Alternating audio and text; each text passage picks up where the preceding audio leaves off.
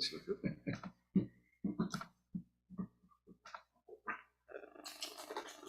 anytime you're ready. All right, please stand and join me in the Pledge of Allegiance.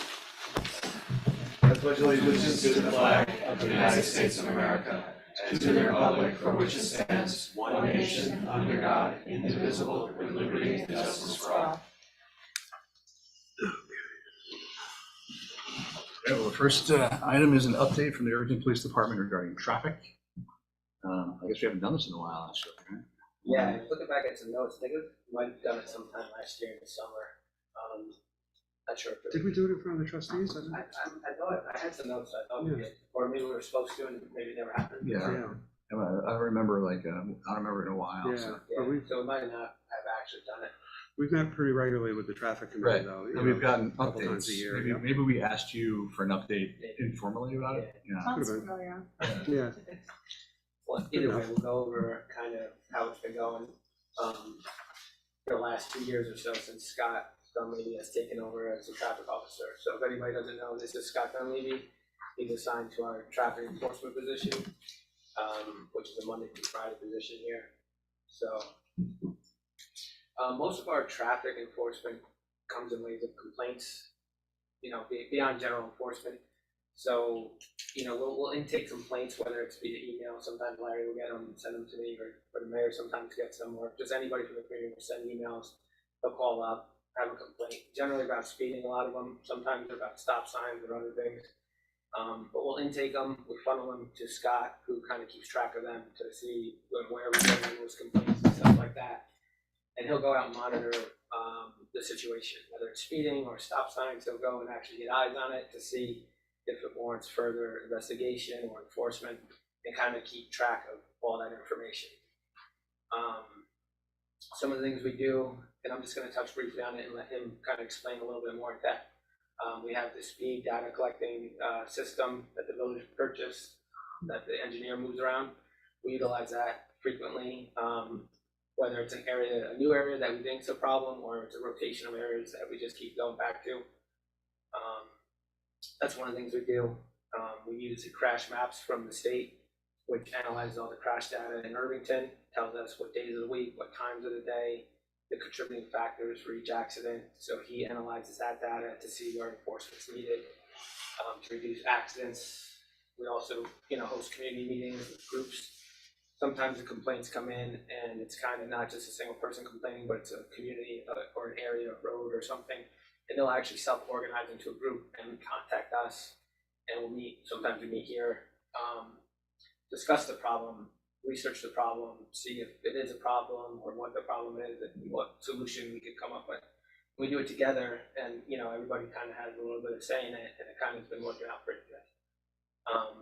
And like I said, general enforcement, just regular vehicle and traffic stuff, pedestrian safety things that he could get a little bit more in touch with, but crosswalk enforcement on Main Street, speeding violations throughout roads that aren't, that are traveled a lot by pedestrians, kids walking to school, things like that. So that's kind of basically how we intake complaints and how we allocate the resource, of the traffic officer to certain areas of the village for violations. And then Scott could go into a little bit more in depth about kind of his strategies for enforcement. Okay, so since COVID ended, during the COVID period, there wasn't a lot of police enforcement for traffic. People weren't driving as much. The roads were less used, so people that were using the roads were actually use them in a much fast way, in a much quicker way. There's a lot of speeding going on. This led to statewide and locally quite a few accidents, and speeding was the major issue. When I took over in 2021 in the summer, that's what I made my focus, was essentially speed enforcement as well as other enforcement, but primarily speed enforcement. From October 2020 to 2021, we had 87 crashes in Irvington. And then from October 2021 until September 2022, we had 79 crashes. So there was a 10% reduction in crashes over that period of time. In that same period of time, there was a 22% reduction in injuries due to crashes. That's just a bit of the data that I got from that.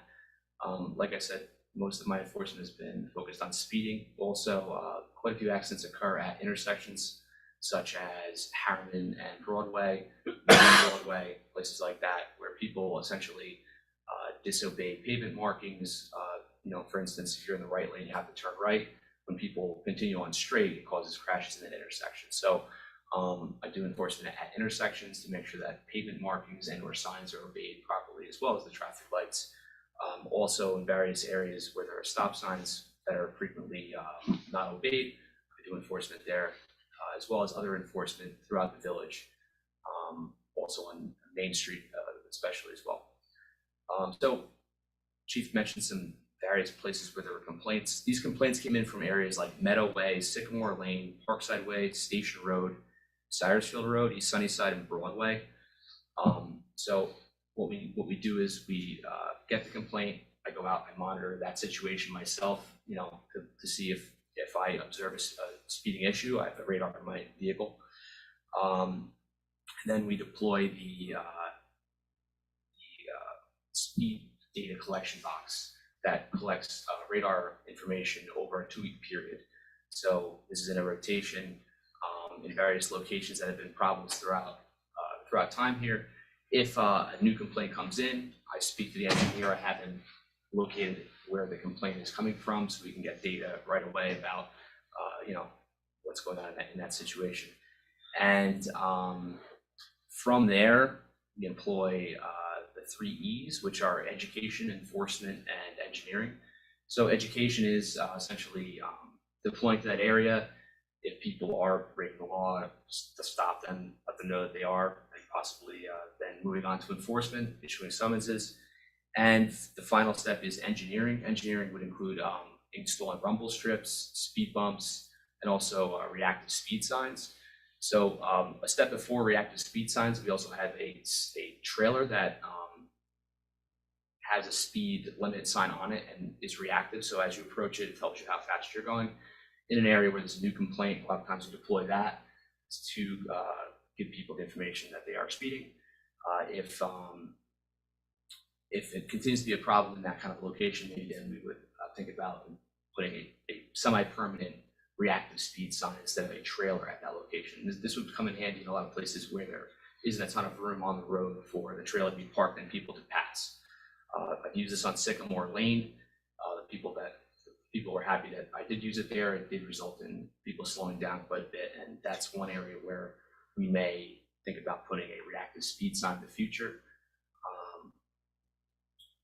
So for the most part, most of the speeding that is occurring in Irvington is happening on Harriman Road, Cyrusfield Road, North and South Broadway. That's primarily where the speeding is occurring. A lot of the places that I mentioned, I did deploy the speed monitoring box, and 1 or 2% of people are speeding in that location. Whereas in a place like South Broadway, Harriman Road, Cyrusfield Road, you can have 20 or more % people speeding, and that is essentially a problem that needs to be addressed. And speeding is more than 5 miles an hour over the speed limit? Like, is there a cushion of miles per hour? Or is it just straight right over the speed limit and that's it? There's a, There's a I margin think per there's hour. a 5 mile an hour buffer Right. where it starts collecting the data and speeding after that 5 mile an hour. Right. And it breaks into categories, how fast over they were going, so we could really narrow it down. And it also helps us determine the best times for enforcement, because it will say the dates, the times where the most speeding is occurring. So you can gauge his enforcement efforts, not just South Broadway, but on Fridays in the evening, South Broadway is the raceway, so that's when we're going to deploy to there. So it's helpful in that way. So as we discussed, we've been engaged in some community engagement and meetings. So the primary place that this has taken place has been Sycamore Lane and Parkside Way. So Sycamore Lane and Parkside Way experienced a very large influx in vehicle traffic as well as speeding. This is a big concern because Parkside Way, both Parkside Way and Sycamore Lane do not have sidewalks. And in the morning and in the afternoon, during school bus drop-offs and pickups, as well as when children are walking to school, there are a lot of people that are coming down from the Sawmill Parkway down onto Main Street or onto Broadway, and the speeding going through the Sycamore Lane neighborhood is a big concern for people. So when we received this complaint, I deployed to that area. I did directed patrols there. I did find that there was some speeding going on in that location.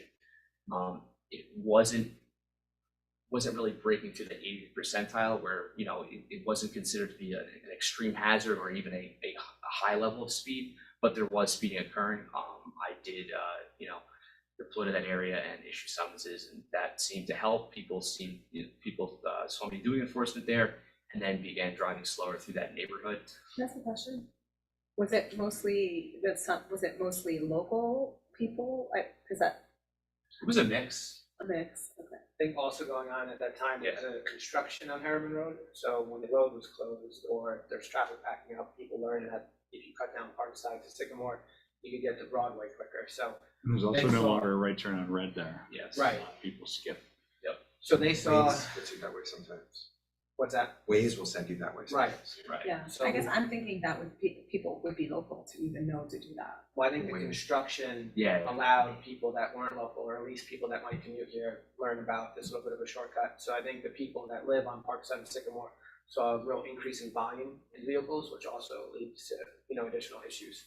So I And think Waze does put you through that neighborhood. Yeah, If you're just routinely coming down Cyrusfield Road, if you're trying to head to the middle of the village, that's where it'll send you. The other way too, that's the first time it happened to me years ago. I was on Okay. Broadway going south from Main Street and it sent They me. want to make you a left there, yeah. Yeah, I'm not For big some on reason, it. it always says go Parkside, not Sycamore, which to me, I hate that blind hill there. It's Yeah. just scary. yeah, there's a little bit of a curve there. So I think we had historical data from that location and we compared it to Doran construction.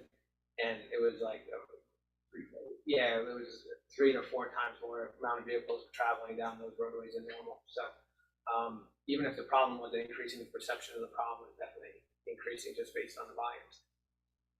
Since that occurred, the construction is now complete on Harriman Road and the paving is now complete. A lot of people were also avoiding Harriman Road because of the plates and the uneven pavement, but the pavement is now in very good condition. So at this point, the volume increase has tapered off quite a bit, and, you know, due to the fact that the road conditions have changed. So Scott, can you just sort of lead me through how you decide who gets a summons versus a warning? And when they get a summons, what happens to that? Is that something, is the summons something that is just like a mail-in thing and you mail in a check for a fine? Or do you have to go in front of the village justice to be heard? Or do you have an option of how you want to handle that? I guess you can tell I haven't taken. I was about to say that. Good for you. Yeah, so we actually keep track of people that have been warned and people who have not been warned. You can look that up in Impact. So if I pulled somebody over and, you know, I could tell if I had given them a warning in the past or not. And You can tell if you, not the driver, but the plate. right, the Correct. plate. Don't track the driver, just the plate. Yeah, it would depend on how egregious the speed is. Mhm. You know, I think that everyone can make a mistake, and you know, a mistake can be you can be educated. But you know, if you're driving at a very fast rate, that is dangerous. Then you know you would be issued a summons. If you are issued a summons, I'll take you through the entire process. You know, when I approach a vehicle, I pull out the vehicle, the location where it is. I document that I'm pulling over that specific vehicle, the license plate of that vehicle, and the location. I approach the vehicle. I speak to the individual. I introduce myself as Officer Dunleavy from the Irving Police Department. My body camera is engaged this time, so it actually makes sounds so that they know that it is engaged. Everything is recorded. And I ask them for their information. I also immediately upon introducing myself, let them know why they've been stopped. You know, some people in the past may not have been told this, and this may have led to confusion and or, you know, I always let people know why they're being stopped. And if a person is issued a summons, I explain to them that they need to answer the summons prior to a specific date. You know, you have to do something, you have to answer a summons, and that just means stating your intentions, whether you want to plead guilty or not guilty, and then explain the process that if you plead guilty to something, you will be mailed to, you know, the specific address that you have on your driver's license, a fine. And if you would like to plead not guilty, that you can appear in court, and you know that court date will be you know, transmitted to you at your address, and you can always call the court and see if you can reschedule that, and so on. And, you know, if people have questions about what the court process, how it works and whatnot, then I always answer those questions. And yeah, that's pretty much it. Great, thanks. Board was able to see a stop once. We had been a complaint, and then the body cam footage was shown to us, and I was, yeah, and we saw exactly what you said, and you know, saying who you were and why you stopped and everything like that. Right. One other question you mentioned about engineering and rumble strips. Who decides if rumble strips are going to be put in on the street or in the street? So it's part of a process. We meet, Chief, I, Larry, and individuals that are on the traffic committee meet, and you know, we discuss these issues. You know, in areas where there are multiple complaints in regards to speeding or not staying in lanes, rumble strips may be deployed. That would be the engineering that we use. We can use. We could also deploy speed bumps. Speed bumps are a problem because you know, it interrupts snowplow operations. It's also been shown that when people stop at speed bumps, they then rapidly accelerate after the speed bump to get to the next speed bump because they're frustrated with the fact that there are speed bumps. This creates probably more of a problem to the residents that live in that area, because now they hear cars revving a lot and also hear the vehicle impact the speed bump. Also the noise pollution that comes with the vehicle actually going over the speed bump, that, you know, becomes burdensome to the residents that it's right outside their house. Are those lower speed humps better, or? That's, yeah, I think that's what we're talking about. It's the speed humps more than the actual bumps. Yeah. That's really all you're allowed to put out on Yeah. public roads. And they're a problem, even the lower ones? Yeah. And are rumble strips also a problem in terms of plowing, or are they? No. I've never heard No. of it. So to bring it to full circle, the nothing like that will get deployed unless the Board of Trustees is involved.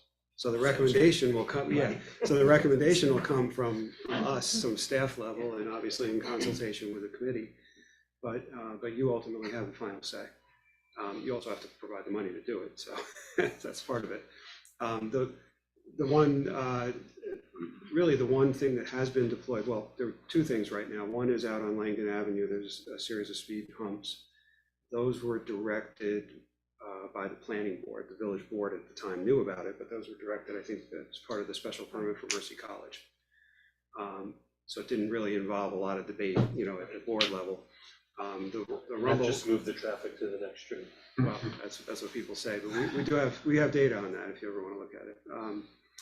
But the rumble strips that were put on East Sunnyside were brought up, and there wasn't a significant amount of debate. It was a time when East Sunnyside was being repaved, and we felt it was opportunistic to do it. And you know, at the time, the board agreed and thought it was a good idea. So, but that's it. We haven't had active discussions about, you know, I would say the next likely candidate of a narrow, winding road would be Station Road. But we haven't brought it up here yet because Station Road is not ready to be repaved. It might be though after Con Ed's done with it. So we'll have that discussion. Do you have any recommendations on better sort of crosswalk enforcement? Or, I don't know, I know we've had a hard time finding crosswalk technology that'll work with snowplows and everything, but it just seems to be something that I hear from residents a lot. Especially, you mean on Main Street? On Main Street, Yeah. yeah. Especially with all the kids in school. I know last time I think you recommended moving the school signs up a little further, and I don't think it's been done yet, but I don't know if there's anything else you could recommend for crosswalk enforcement. Yeah. Yeah, so I do believe that moving the school zone signage up the hill quite a bit, right? It's down at the bottom of the hill, so it's like a catch-all, but no one pays attention to it because as you turn, you don't see a school, so you don't think anything of it. If it was closer to Town Hall, it would kind of create a better, more visible zone that's more realistic, and I believe that people would cross, that crosswalk issues would be lessened in this area if that was there. Right. I think the bump outs work pretty well as far as, for the most part, when I drive down Main Street and when I do enforcement on Main Street, pedestrians are observed and cars do stop for them. I think that a pedestrian needs to stand and wait and be acknowledged and be seen in order to then safely cross. You can't just turn around a corner and stand there and expect for cars to stop immediately. There needs to be some, leeway in when the cars see a person and when they're actually able to stop. But it seems to me that the crosswalks, the bump outs, they're very, very prominently marked. The bump outs put the person in closer proximity to the road. They're more visible to the car. I think it works pretty well. Yeah, I think to me, the bump outs have been huge, because people used to stand like basically behind a parked car. Right. You couldn't see them at Right. all. I think it's been much better. If you're 6'3", it's okay, but if you're not, it's not, Yeah, not so good. And then you lost that parking spot, which gives more visibility to the people standing there and able to cross a little bit safer. I think on top of that, education too. Education at the schools, education, I don't want to say it, but I see a lot of adults that dart across the street and on the crosswalk between cars, things like that, where if somebody's not paying attention, they'll end up striking them. And unfortunately, and in that case, it might be the pedestrian's fault for going on the road. So I think this overall education program for kids and adults, just some, reminders, this is how you gotta cross the street so it's safe for everybody, it would be helpful too. We did an assembly in Main Street School We with do the it youth at the officer schools, Nairati yeah. about crossing safely. It was right around the, school starting at Halloween time period where, a lot of kids are gonna be walking on Main Street. So we educated all the children in Main Street School about crossing safely, giving a wave to make sure that vehicles acknowledge you before you actually enter the intersection. And also, about wearing brighter colors at night, maybe using your cell phone light to, let people know where you're at, so. That's a great acknowledgement, like you said, I always do that, and you always, if you're Right. just going to the corner, you have to. Put your okay. hand up and just, Yep. and the natural reaction of a person driving is to wave back at you, okay, and then you can walk, that Right. you've been acknowledged. You even get those instances where you see somebody standing there, you stop and you wait for them to cross and they wave you on because they're not either ready or they don't want to cross. But you're trying to do the right thing to stop and give them an opportunity. That's So happened to me. I Yeah. think you're probably talking about the people who just don't like stop. 'Cause Well, yeah. I have actually stopped before and someone has gone around me when someone was crossing That's on the aqueduct that's and I happened- was that's like, happened to me too. with the crossing guard Yeah. at school time, like waiting in front of the school, Yeah. and someone like quick ran around me, like through the crossing line of the kids crossing. And I don't know that it was even malicious. I think it's a visibility thing. Like there's so many cars and it's hard to see. I Like, think people are used to traffic being backed up and they don't. We know made what's that going on. much more narrow there. That's the Yeah. interesting part. It used to happen all the time. Yeah. But since we bumped out the Memorial Plaza, the lane headed west is much more narrow and people still squeeze by yeah, they or still try go to. right around you. I know, but it's not comfortable. No. I've had that happen lower down the hill when you stop for someone crossing, Yeah. and the people behind you are impatient and go around you, that's happened. Or I think I've people- gotten humped. they also get accustomed to some people waiting for a parking spot and they'll go around, which you shouldn't do either, but that becomes the custom, right? I'm waiting for somebody to back out of a parking spot, I'm gonna go and I'll go around them. You see it happen frequently. We have talked in the past about enforcement of crosswalks, so the people who don't stop, like the ones that were obvious. And, I don't think we ever really came to a good solution for how to do that effectively and deploy, the resources you'd have to deploy to do that. Where does a person sit on Main Street to watch a crosswalk in a vehicle so that they can then stop someone if they have to? You can't put them out on foot because what are they gonna do if someone blows through this crosswalk, So maybe there's creative ways of doing it. I think it's labor intensive. Not to say that it's impossible, but it's just. I think it's more around, more ways for visibility. Like bump ups help a lot, but depending on where you are, if you're going like down the hill or up the hill, it's sometimes still hard to see around the cars coming out, especially, I don't know, I feel like sometimes people don't see me crossing the street and I'm a huge guy. And so like little kids, they don't really have a chance, I think, of seeing the rest. It's a great suggestion to education as far as like waving, I think, and making sure you eye contact, that's great, but. Scott, do you see any particular problems or have any suggestions about the bottom of Main Street, either during pickup times from the train station, people pulling into the library parking spots, coming down, people going up and not knowing that they can't make a right turn when they get to the bridge going towards Matheson Park?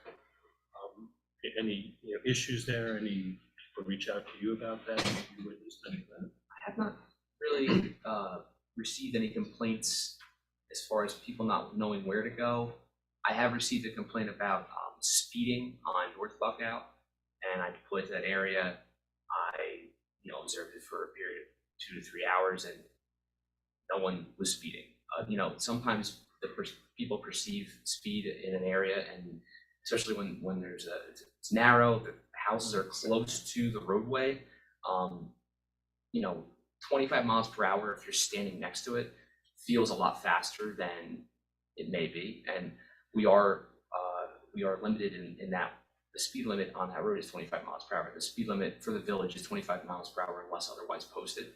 So it's very hard to get a speed limit to be made lower than that unless it is a school zone. So that's one area down there that I've had a complaint about, but it didn't really seem to be an actual issue. As far as the bottom of Main Street is concerned, when getting off the train, for the most part, people are pretty observant. The only issue is when people come down and they're waiting to, go, and they have to stop for 2 lanes, and then they're trying to rush out, and then there's someone crossing there. Right, pedestrians. Yeah. Again, do some sort of education down there. They're mostly adults. It's mostly adults coming off the trains, and historically there hasn't really been any accidents there. As far as there aren't too many accidents, vehicle accidents in that location. There, as far as I've seen in the last 3 years, there have been no pedestrians struck at that location.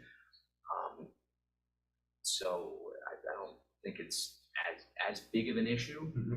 I do understand that there's proposals to change that area, and also there's the idea to make South Buckout a one-way. I think that would probably be a good idea to ease some of the traffic that would enter the Astor and Main intersection. Speed limit on South Buckout is 25? Yes.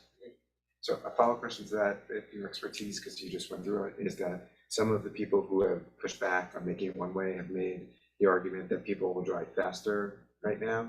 In other words, if it's one way and you don't have to worry about people coming from the other direction, people will start speeding. Now, my reaction to that is the solution to people speeding is not to keep it an unsafe two-way with one-way road that the engineer says is not a safe road, right? So are there any strategies that you can think of that if we made it a one-way road, we could also combat the possibility of people speeding on there?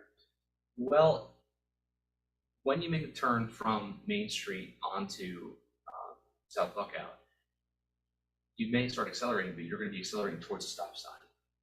You're going to see that stop sign. Maybe if you can make people aware that there's a stop ahead, there could be a sign added, stop sign ahead. Okay, there could be people warning that they're going to have to stop, so why speed?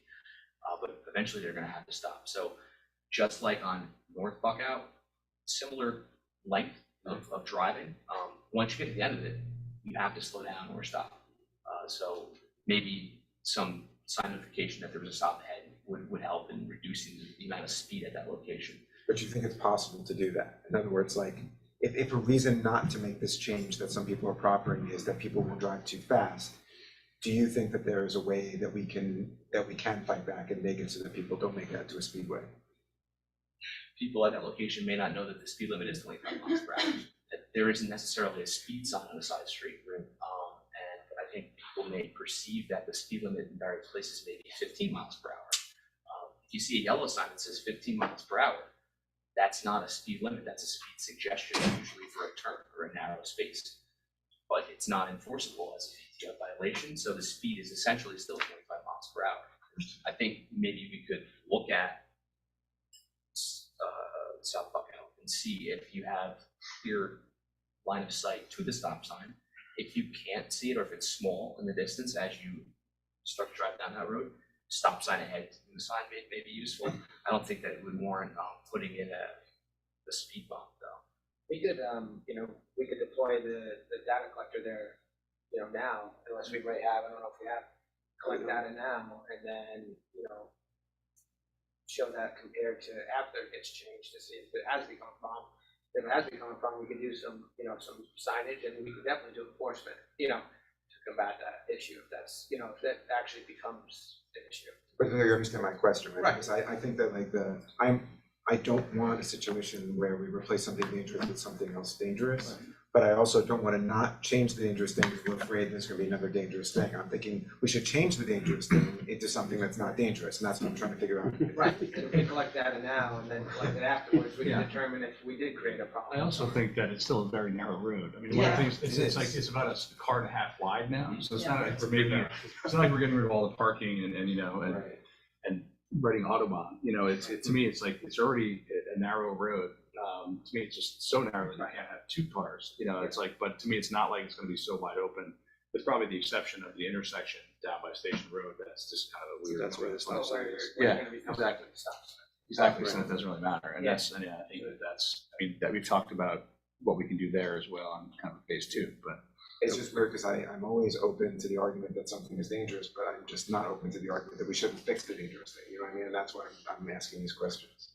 In anticipation of that agenda item. Yes, exactly. Right? Right. Well, we have the experts here. Why not? Yeah, no, Yeah, absolutely. Yeah. Thanks for your input and expertise. We all wanted that to come back. And I actually think that that's potentially a place, if it turns out that we are wrong and it is a speed place, that you could put like a single speed hump there or something, and it might, because it's not a very long stretch before you get to the stop sign.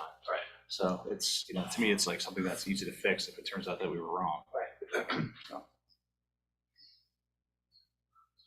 So in addition to that, there have been some areas where we've also interacted with the traffic safety committee where we want to improve some signage, where signs have, you know, either become dilapidated or, you know, need to be replaced, maybe made bigger. We're in open discussion with those things. In addition to these roles that I've spoken about as to what I do, I also taken a lead in vehicle maintenance. So because I'm here on a consistent basis, I'm able to, you know, make sure that the vehicles are getting fixed. That's all up to date. Since taking this position, I've received some additional training, including accident investigation school, commercial vehicle enforcement, for hire vehicle enforcement, standard field sobriety testing, and in 2022, I attended the New York Highway Safety Symposium. All this work has led me to, in addition, gain $7,000 in additional funds from the state through the governor's traffic safety grants. It's primarily used for seatbelt enforcement, speed enforcement, clicker, cell phone and distracted driving enforcement, as well as some holiday enforcements. Can I ask you, have you taken any like implicit bias training?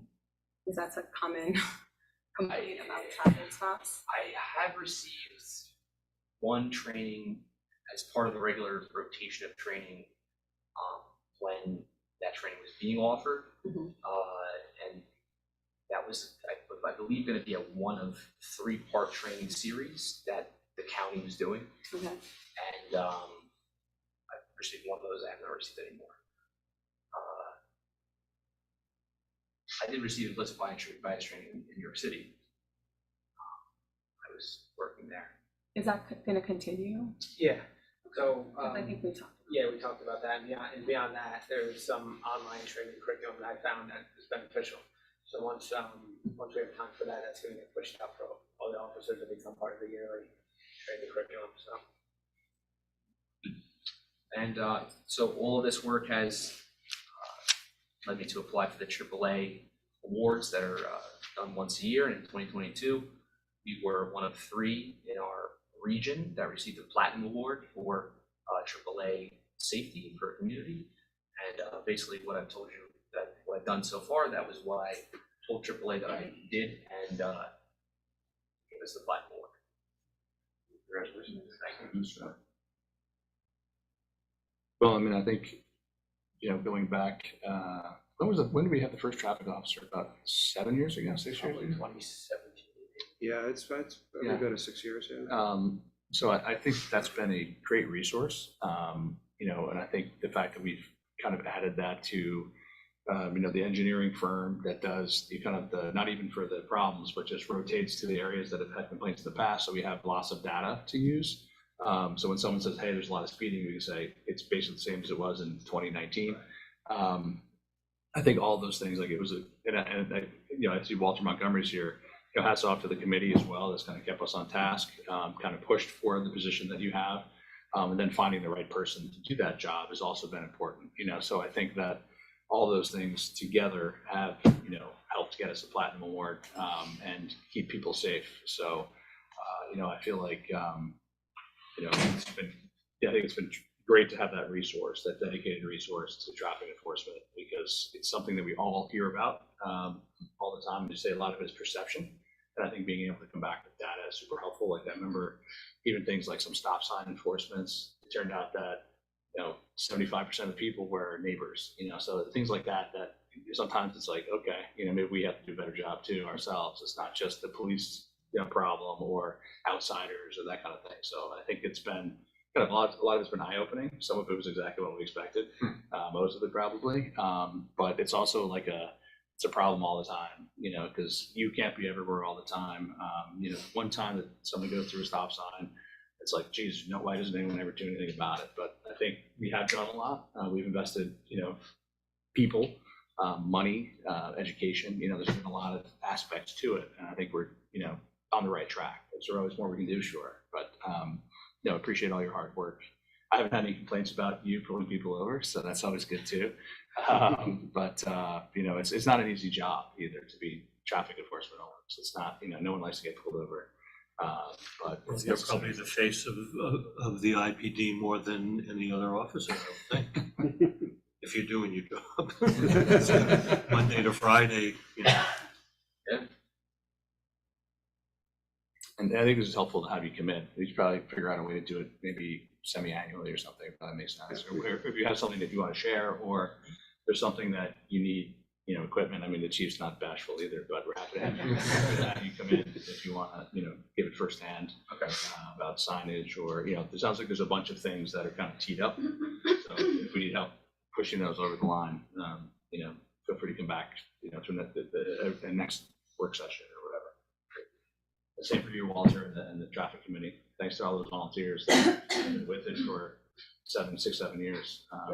It's pretty much the same hearty group, so. This was useful, I appreciate it. Yeah, thanks very much. Thanks very much. Thank you. just a quick question about signage. Yeah. If we want to change signage, can we do that on our own, or is that something that has to be done through Greenberg if we're just changing or updating signage? We can do any of that on our own. Yeah, through our DPW and our police department, we'll put the work order out depending on what it is. But not Green- Broadway, right? That's not ours. Broadway is state road, yeah, so we don't have jurisdiction over that, but Greenberg's involved only to the extent that they actually make our signs. So it's a shared service or a required service, I don't know. Actually, We share it because it's required. well, yeah, part of your town tax. Great. Next up, discussion of the upcoming gas-powered leaf blower ban. Welcome to the show. So I don't know if Jeff Cordelac is called in and he's on the Yeah, I'll Zoom. double check. If you want to just hand those around. Is this the electronic one you said? Yeah. You have what you need? Okay. We need one more. Or we have- You good? Okay. We're good. Anything else? No, Okay, I have Nikki Coddington though. okay, great. Yeah, do you want her on the panel or? Yes, give her the chance to speak for sure as well. Sure. Oh, she. Okay, and I'm glad Frank is. So just a little background, I'm sure most of you already know all this, but it's, this is a campaign that's been going in the village for 8 years. I'm newer to the village, so I've been learning about the history myself. The 3 basic tenets of the reason for gas-powered leaf blower bans is because of extreme noise. Makes it incredibly difficult to work from home if it's happening in your neighbor's house, and very unpleasant to be in your own garden. Health risks due to pollution, everything that's spewed up into the air. It's also very bad for the pollinators, bad for the operators, and the emissions. Something like 1 hour of a gas-powered leaf blower is equivalent to 8 hours of a car on the road. There's tons of research and science on this. You can find from Healthy Yards. I sent the link in the email. There's just an absolute trope of material. In November 2020, the village passed Local Law 8 banning gas-powered leaf blowers starting this December 2023 with the intent to allow landscapers enough time to naturally upgrade their equipment as their old gas equipment became obsolete, which I think the more I look at other municipalities, the more I understand the genius of this plan. It's really, I think, solved a lot of potential concerns. In terms of other municipalities, I have a link there for legislation for New York towns. There's quite a few who are implementing or have already implemented more and more restrictive legislation with regard to how long people can use gas-powered leaf blowers, all of which are on the trajectory towards, or most of which are on the trajectory towards a complete ban, including Larchmont, Pleasantville, Bedford, White Plains, Scarsdale, Pound Ridge, Ossining. It's on the rise, it's happening. And there's also New York State legislation banning gas leaf blowers for a certain number of months. There's national campaign led by Senator Shelby for quiet communities. It's really an upward trend. So Larchmont launched a complete ban in 2021. The original town hall was a bit rocky, and I gather this is because it was sort of almost draconian how quickly it rolled out, and there were a few landscapers in the town hall meeting who were disruptive. But since then, I talked to the mayor extensively today, actually, and there have been no complaints apparently about the gas-powered leaf blower ban, even from homeowners who have been themselves ticketed. And there were some complaints about there not being enough time for electric. They also shortened the amount of time even electric blowers could work, and so they have amended that and expanded that, but there have been no complaints about the gas ban. So apparently that really is smooth sailing for Larchmont. They did a robust education campaign for homeowners. They say one of the most important things for their success is ticketing not just the operators, but also the owners of the companies and the homeowners themselves. She was saying that often landscaping companies consider this a cost of business, and but when you ticket the homeowners, it's a multi-pronged approach. Homeowners are telling their service operators that that they don't want this, and that really is more effective. She was saying also they have big parks and they use 100% electric, and it's not a problem. They're managing to do it all just fine with 100% electric. And in terms of communication to landscapers, this January, when Larry sent out the regular registration letter, I included in it a letter in English and Spanish for the first time, letting them know about the ban and reminding them, because they should already be aware, and telling them about American Green Zone Alliance, AGZA, seminar that happened the following month in February in Nyack, which was amazing timing. It was a seminar completely committed to helping landscapers go green and helping them work through the challenges and the financial realities of upgrading their equipment. It was a fantastic seminar. I went, I learned a lot. I made a lot of landscaper relationships, and I have continued to interview those landscapers, and I've learned a ton from them, which has been very helpful for me to get the full picture on what the issues are and really understand, why this is such a back and forth issue. The two main issues are that electric is not as powerful as gas, and the expense of upgrading your equipment. In terms of it being powerful, I'm hoping, Jeff is texting me, I'm hoping he's gonna be able to join because he can speak to this. Oh, I sent it to a wrong email. Okay, I'll send him the link after this. But the consensus is that the electric equipment is about 80% of the way to gas powered in terms of just sheer power of the machinery.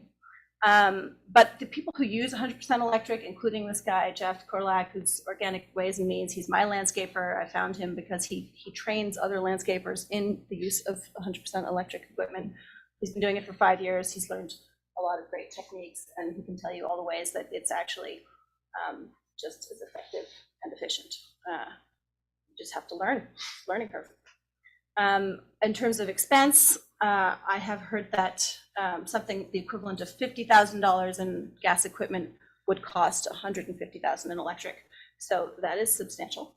But the thing is that there is an ROI because of the expense of gas and maintenance for gas-powered equipment. So that, and how long it takes to pay off the equipment for it to pay itself, is debatable depending on who you talk to. I've heard 1 to 5 years. There's a report I've linked in here, The Economics of Switching to Battery-Powered Leaf Blowers, that makes the case for 1 year ROI. The mayor of Larchmont says 1 to 2 years. I think the consensus is 2 to 3 years. But we've already allowed for 3 years. So we've kind of covered this already. Again, I thought this is a very good plan we have. Then there's the expense of that could be deferred to homeowners. And I know it's partly because if electric equipment is not quite as powerful, the argument is they need more man hours to do the work, and that they're gonna, offset the price of equipment to the homeowners. This is a conversation between homeowners and landscapers. It's not a given that it's gonna be more expensive or more time. I mean, I've heard 25% more time, 30 to 40%. Larchmont said they paid 12% more, but even AGSA will tell you that if this is an opportunity to convert to more sustainable practices of leaving the leaves on the ground and mulching them and not mowing and blowing as much. And if you're doing that, then it's less hours. So it could actually cost less money if you turn the corner and actually start practicing more sustainable landscaping. So, that's a discussion, and it could be more expensive. And also, it could be that homeowners are happy to help their landscapers to pay for upgrading their equipment and are happy to take on a little bit more expense. So that's a discussion point. Education is really important. I've learned again and again in the conversion, it's very helpful for making sure that they are being efficient and saving money in terms of safety as well. The DOT offers free education for safety. I think the batteries, if they catch fire, can be dangerous. There are certain ways to store them. And in terms of landscaper education, I'm working with Joe and CJ to offer a demo day, free electric equipment demo day in September, right before the big leaf blowing season starts up in October, probably over at O'Hara. Jeff will come, the guy I was talking about, and demo how he has all the learnings he's had over the last 5 years. I hope to bring in the DOT to do their safety training. I have a couple of electric equipment vendors who could come. So, and then a question for you guys is, do we want to require education in order to get your registration in the community? That is something that could be a good leverage point. In terms of outreach to homeowners, a letter about sustainable landscaping practices and the current laws and the coming laws were sent to every household in Irvington in late April. I hope you all got a copy. Extensive resources are available on the Irvington Green website. There's a whole section full of chock-a-block material in English and Spanish for your landscapers, how to talk to your landscapers, resources for the landscapers. There's really plenty of resources there. We'll reach out to the housing developments who have big landscaping companies to make sure they understand how to be in compliance. And the landscapers I've spoken to say that everybody already knows. So some of this is overkill. The landscapers are already in the loop. And then we want to provide the police with literature to give out when there's a warning issued, to make sure that, again, another education opportunity. Here's the laws, here's sustainable practices, and a courtesy before citations are issued. Enforcement, I've got the chief of police right here, so he can speak for himself, but Frank sent us this metrics on the last page with regard to calls, warnings and tickets issued since 2021. You see this big bump in the beginning because of pandemic, and tickets are actually being issued. 2023 isn't really represented yet because the season really starts next week, May 15th, when the spring cleanup ends. We'll begin enforcement again, and that'll be a chance for us to, practice and learn and educate again in advance of the ban in December. So the one thing that is really the most outstanding issue for me is the fact that to date we have only ever issued tickets to operators, the employees, never to the companies, the landscaping companies, and never to homeowners. And what I heard from the mayor of Larchmont today is that has to change. We have to absolutely issue tickets to the company owners and to the homeowners. And obviously we want to start with warnings and give everybody a chance to correct the behavior, but multiple offenses ought to be addressed appropriately. And I have a few questions to that end. You know, are we comfortable with saying something like 3 strikes and you're out? If you're a repeat offender landscaper, can you lose your license to work in Irvington? Can we require education to get your registration? Again, that can be incredibly helpful, is my understanding, from landscapers who've made the conversion. They're telling me how important it is.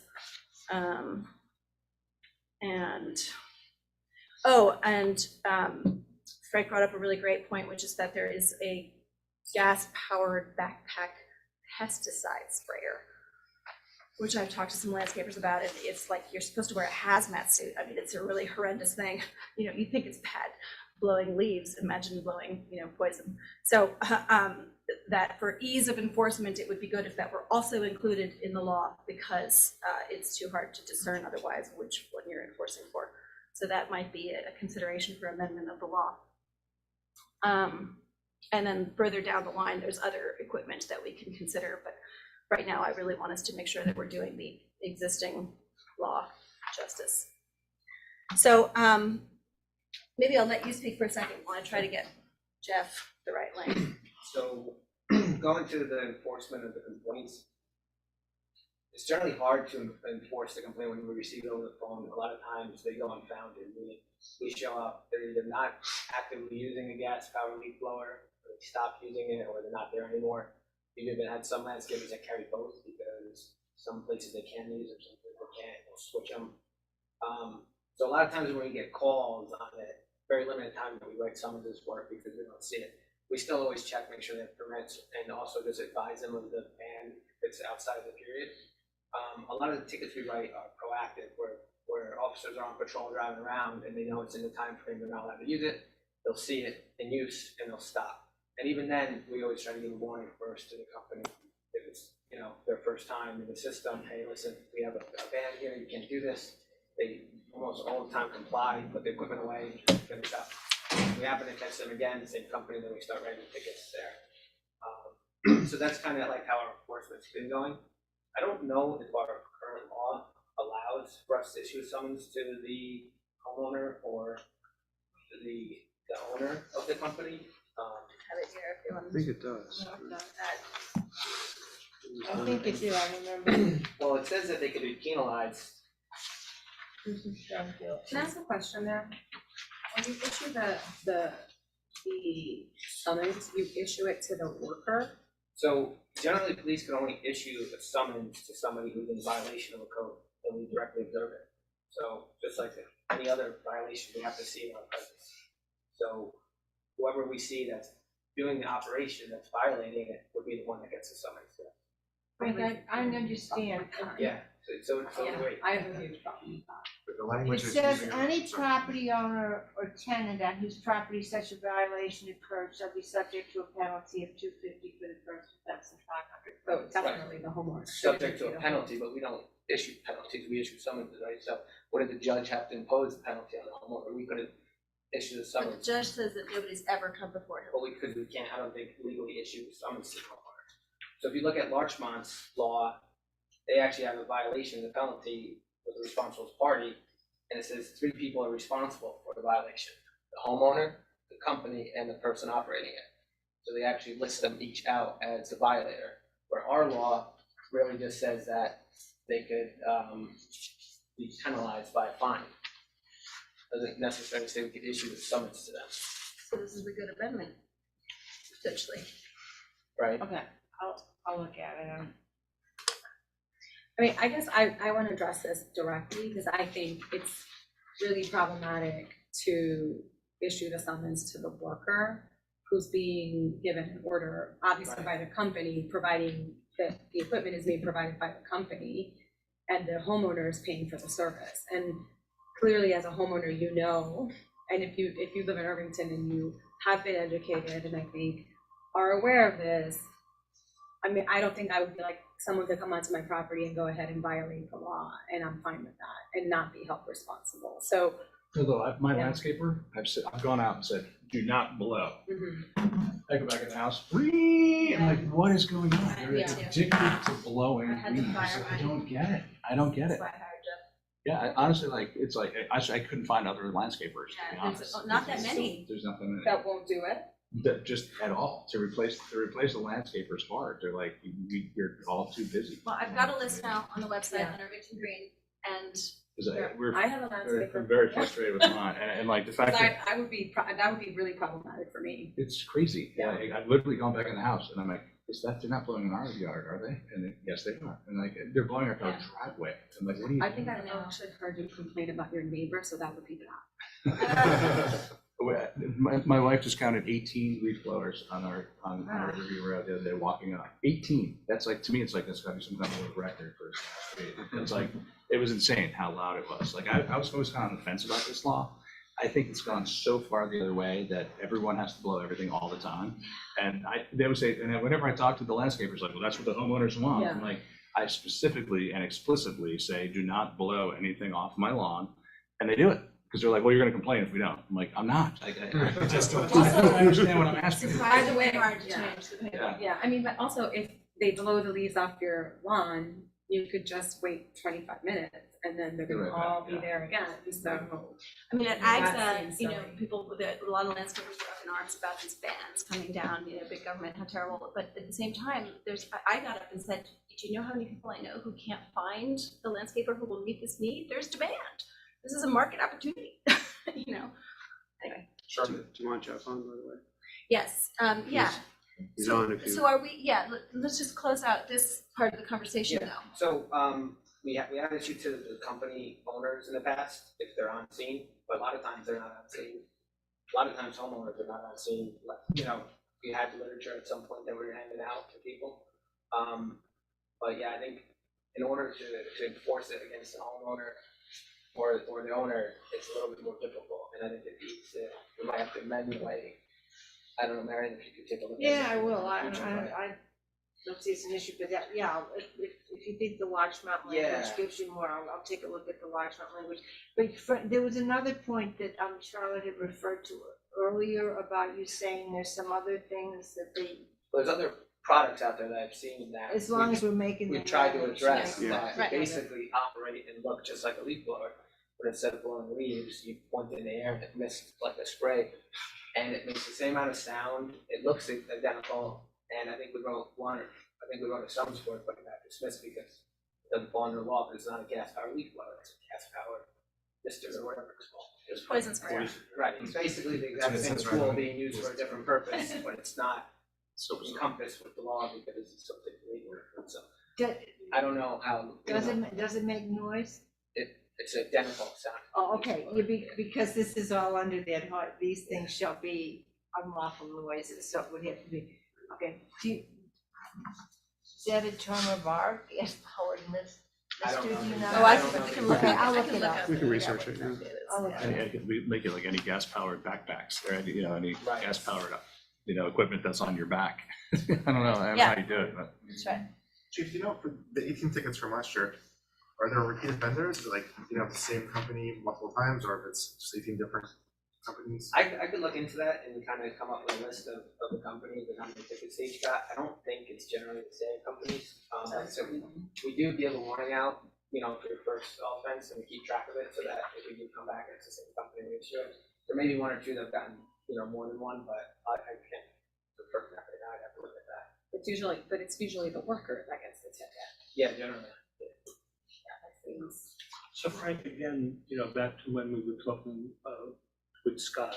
problematic. So if a worker or someone using a gas powered leaf blower gets ticketed by you, by the Irvington Police Department, then what does that person have to do? Do they have to go in front of Judge Lyons? Have Judge Lyons determine if they're gonna be fined or not? Yeah, and the way I think our law reads, and that somebody that's found guilty of it, whatever is, subject to this fine, and any property owner or tenant whose property such violation occurred would be subject to a penalty. So to me, the way the law is written is that the judge can impose a fine to the homeowner where the violation occurred. It doesn't necessarily say we could summons the homeowner for the violation, because they didn't commit the violation per se, but that they could be penalized for the violation because it occurred on their property. And the judge has said to Charlotte and myself that he's never fined or hasn't even considered a fine. Nobody's even come before him. Right, There's I think that's. right, so there's a miscommunication Where here. the lack is, there's no mechanism to get the homeowner in front of the judge to wait. Right, and since it's not in front of the judge is the finding. Right. Whereas So this needs to be other fixed. laws, Seems like she's not agreeing here. Yeah, so let's clarify this for sure, because I think this is really crucial to effective enforcement this of the law. large amount. Yeah, I know, but I don't understand. First sentence about the users is virtually identical to the second sentence. Anyone found guilty of violating it shall be subject to a penalty of not less than $50. So you give summonses for that, right? Well, they're found guilty means the judge found them guilty of it, right? So And then the next We one issue the summons says, for the any violation. person found, I guess I'm a little confused because the two sentences are virtually, no, not redundant, they're the same. They're the same for the user as they are for the, but in any event, if you're seeing difficulty with it and the large font language works better, let's change it. yeah, I mean, It's a summonsing process that you're right, it's having trouble with. it's just like a truck driver. We pull over a truck driver, a guy works for a company. We write the truck driver the tickets, not the company owner or anybody else. We drive, the person who's operating the truck is the one in violation. Then generally with, like, say, those type of tickets, the company takes the tickets over and handles it for the driver. You know, it almost operates in the same manner that the company would take over the summons for the worker and adjudicate it for them. We wouldn't write the owner of the company a ticket because they're not the ones that are violating it, even though it's their equipment. They're the ones that tell the driver to go out and do this route, you know, everything else.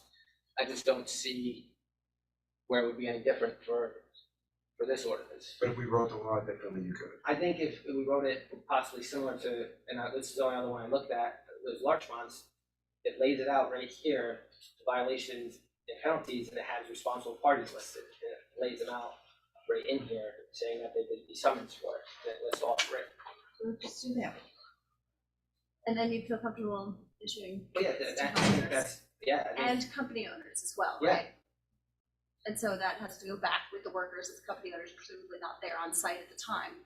no, the company we have is. to serve it upon them physically, so we have to if they're So coming how in, do we do that? Yeah. it would, you know, be a lot more resources. We would have to locate them and go to them and serve them in person, or we'd have to get them to voluntarily come in, which they wouldn't necessarily have to, and serve them in person. Same with the homeowner, we'd have to wait till they're home. If they're home, it's easy. If it's not home, we just have to come back. You can't mail it. Like, what happens with, I guess you put it on the car, can't you put it on the car? Right, like if you have a parking violation, It's different, it's a parking violation, it's different than a village ordinance. But if you- have to issue them an appearance ticket, because they have to come in front of the judge. Park it, you can pay online. Village ordinance, you have to appear in front of the judge. How does Larchmont do it? I don't know, I haven't got a chance to speak with their chief yet. He was, gonna call me back, and I haven't got a chance to speak with him. I mean, I think it's critical, right? I think it's actually crazy to focus on the worker, I agree with you I think 100%. that's insane, that is not a good result, to give the person who's obviously hired to do this and just executing And making minimum wage. and making no Right. money, the person who's paying, and we talked about this, that some of the landscapers say they cover 1 or 2 tickets maybe, and that's it. So clearly, or even if they cover the tickets, the likelihood that they take that from the worker's salary is probably pretty high. So I think this is a very bad result, in my view. Because the person using the leaf blower probably has no say over what leaf blower he's using, right? It's like, here. He's not gonna say, can I exchange this for an electric one, please? I mean, that's not realistic. I agree with you 100%, so. Good news is we have time to fix this. Yeah. Yeah. If it needs fixing. No, you wanna fix it right away, because isn't it? No, so Well, this can be enforced with the current law as well, actually. I mean, we can be practicing this from next week, May 15th. Yeah. but we made it, well, we haven't done that home education around this. Is the only thing I would say for the short term. The literature I sent home made it very clear, red underlined, that homeowners will be liable from December. Just, I pulled this up. I know I spoke to Terrytown and that was very excited, the chance to speak with them today. And they only issue them to the people operating the machine. Yeah, that's Not right. to, It's a shame. homeowners or the business. I'm glad we're gonna It's just, Not it's kind of a standard practice across the board that terrible. it's You a better violation. watch it, Brian. What's that? You better watch it. You're gonna get it even though you keep telling them not Yeah. I know, to use it. seriously. Well, I mean, yeah, and that's why we issue warnings to everyone. But I do think that that's like the ultimate hammer, right? Like if I say don't do it and I end up getting a fine Yeah. for something I said don't do, like I Yeah. can't imagine I'm gonna be like, oh, well, like it's, Yeah. it's, No, You find another solution For it and to that be solves it. Yeah, that's successful, right. I think You're the that director is where for it's it. gotta go. That's right. I'm glad we're all in agreement on that. So yeah, I mean, I'd like to speak with them over there to just see. They said it's difficult, but I want to see what the process is for them, and then see if we, maybe eventually could change some of the wording. Yeah, so just it's a little just bit send me more whatever enforceable. or give me a call. Yeah, we'll talk Can about I, that. I guess also, let's just take Brian as the example. So Brian can't get his landscaper, right, to stop doing it, and you get a fine. The likelihood that, and I would hope that our judge is, right, reasonable, that you would come and say, here's what happened, I told them not to do it, they're doing it, I am now, getting rid of them or looking for a different option, that the judge is not gonna be like, who cares, right? I think the idea here is that we wanna get to a space where our ban is actually working and not to collect fine money. Yeah. Right, so I think for the homeowners who are worried about that, Yeah. I don't think they don't have to worry about that, right? Because I would Judge has assume that discretion. the judge has discretion and the judge is going to say, okay, that's a good story, right? I believe you. yeah, especially if you say, here's the new Yeah. guy I hired or whatever. Yeah, and here's my emails, but versus you're like, yeah, they keep coming to my house, I don't know what's happening, Yeah. And after a while, you're like, okay, There's no Brian, incentive to do it. nice story, Brian, no one's believing you. Seriously. Well, and often homeowners are not home and they don't know what's happening, right? So we need to make sure the homeowners know, this has happened when you're not in the house, this is what's actually going on, which is why we're gonna provide literature for the police to hand out and to leave at the house. So there was a violation today on your property. I think maybe potentially creating like a warning template. Yeah. Where we could issue a warning to the homeowners, just track of those, so that we know who's been warned, and this makes it a little bit better. I also think if you warn, I still have a big problem with the worker piece of this, but I think if you warn, right, if you warn the worker has to do whatever the hell the company says, right? So unless they don't want their job, which again, we're talking about a segment of the population with not a lot of choice. But if you warn the worker, you warn the company, and you warn the homeowner, and then the next level is the ticket, right? In my perfect world, to me, the worker has no, that's a silly place to place a ticket, but whatever, I could live Well, with that. the funny thing is the owner of the company told me that he's told them specifically not to do it, but it's quicker for them, so they just do it anyway. So I've it's like- heard that it's a a little win- bit too, that's Yeah. that's why I'll cover you the That's first true. two I times. don't But I know, but and then after that, but if they don't have if they don't have the equipment, they can't do That's that. right, and the owner has to take it off the truck. Yeah, the But the equipment weird just thing to me is happens like, when I to be say there. just don't blow it at all, like don't use electric, don't blow it at all. They don't Just blow it. do it. It can't be quicker if you're doing something you don't have to do. They That's think what we you're always. not- Yeah. It's not the mayor. I think that Maybe they'll listen to him then. as I listened to your presentation, and thank you very much, Yeah. it's very We informative. still have Jeff too to answer questions about Okay. technology and equipment. I think that's what I'm concerned about is, so before, I was not on the board when this happened, but I remember doing something to advocate for it. I don't know if I wrote a letter, or I usually write letters, that's who I am, so I probably wrote a letter. And now that I'm Ordered on. the TikTok, I remember it. Thank you, Brian. But now that I'm on the board, the one thing that I am interested in getting education out there for, I haven't changed my position obviously, is, so I'm on my co-op board also. And about a year ago, our super gave a report that the landscaper had said to him these horrendous things that were gonna happen when this law takes place in a year. He's like, do you guys know, and the super's just reporting with landscaper saying he's a great super, he's a great guy. And he's like, do you guys know that like when this law takes place, and he started listing, it's like, we're gonna have flooding in the complex because the leaves are gonna jam up the sewers, and we're gonna have like people getting hurt on the job because they're gonna slip on the leaves. Like the landscaper read him the riot act of all of these things were gonna happen. And he's like, can you do something about this? Like to me. And I was like, I really don't think that that's the case, but I'll look into it, right? So I think we need to get education out there, because there are obviously, some of the landscapers might say things to you that they're not saying to the clients. Do you see what I'm saying? I think they're conducting at least I think there's a chance that there is a disinformation campaign being conducted to try and get rid of this. And I think that it's important that. And it's political, I mean. Yeah, so I mean, because I don't believe any of those things, obviously, which is why I don't, I want the law to take effect in is it December December 16th? But I do think that if we're going to let it, and especially if we're going to change language to make sure it's strong, I think there needs to be a piece of education so that we can bypass and get right to the homeowners and say, look, here are the facts, you know what I mean? I think you're saying that's being done, that's already, something went out. Yeah, something went out to every household. Right, I mean, And has since you passed the law, not as extensive as what was sent out this year, but in each of the years since you passed the law, we've been, Yeah. reminding them what's on the horizon. But I mean, I think like, you're talking about something a little different though, like I think that's probably gonna still happen, right? Like people are still like, that level of disinformation is like a whole nother thing, which is different from like, this equipment costs a lot of money, right? Or it's gonna take longer. That's like, you're gonna slip and fall, the leaves are gonna come get you, like, So I think that is just time, right? Like, you pass the ban, the leaves don't come and get you. Nobody dies. Right. Nobody dies, it's okay, and then that's what it is. but as a Yeah, I professor understand. of media, I Yeah, but believe they've that already- the but they- campaigns, But they, no, understand, but they've been doing those campaigns. Yeah. That level. We should do ours, is what I'm saying. Yeah, but that level is, I feel sometimes you can't fight crazy, like you gotta fight crazy with Well, facts, like no ignorance. one's gonna die, the leaves are not gonna come Well, get this, you. my super would believe the Yeah.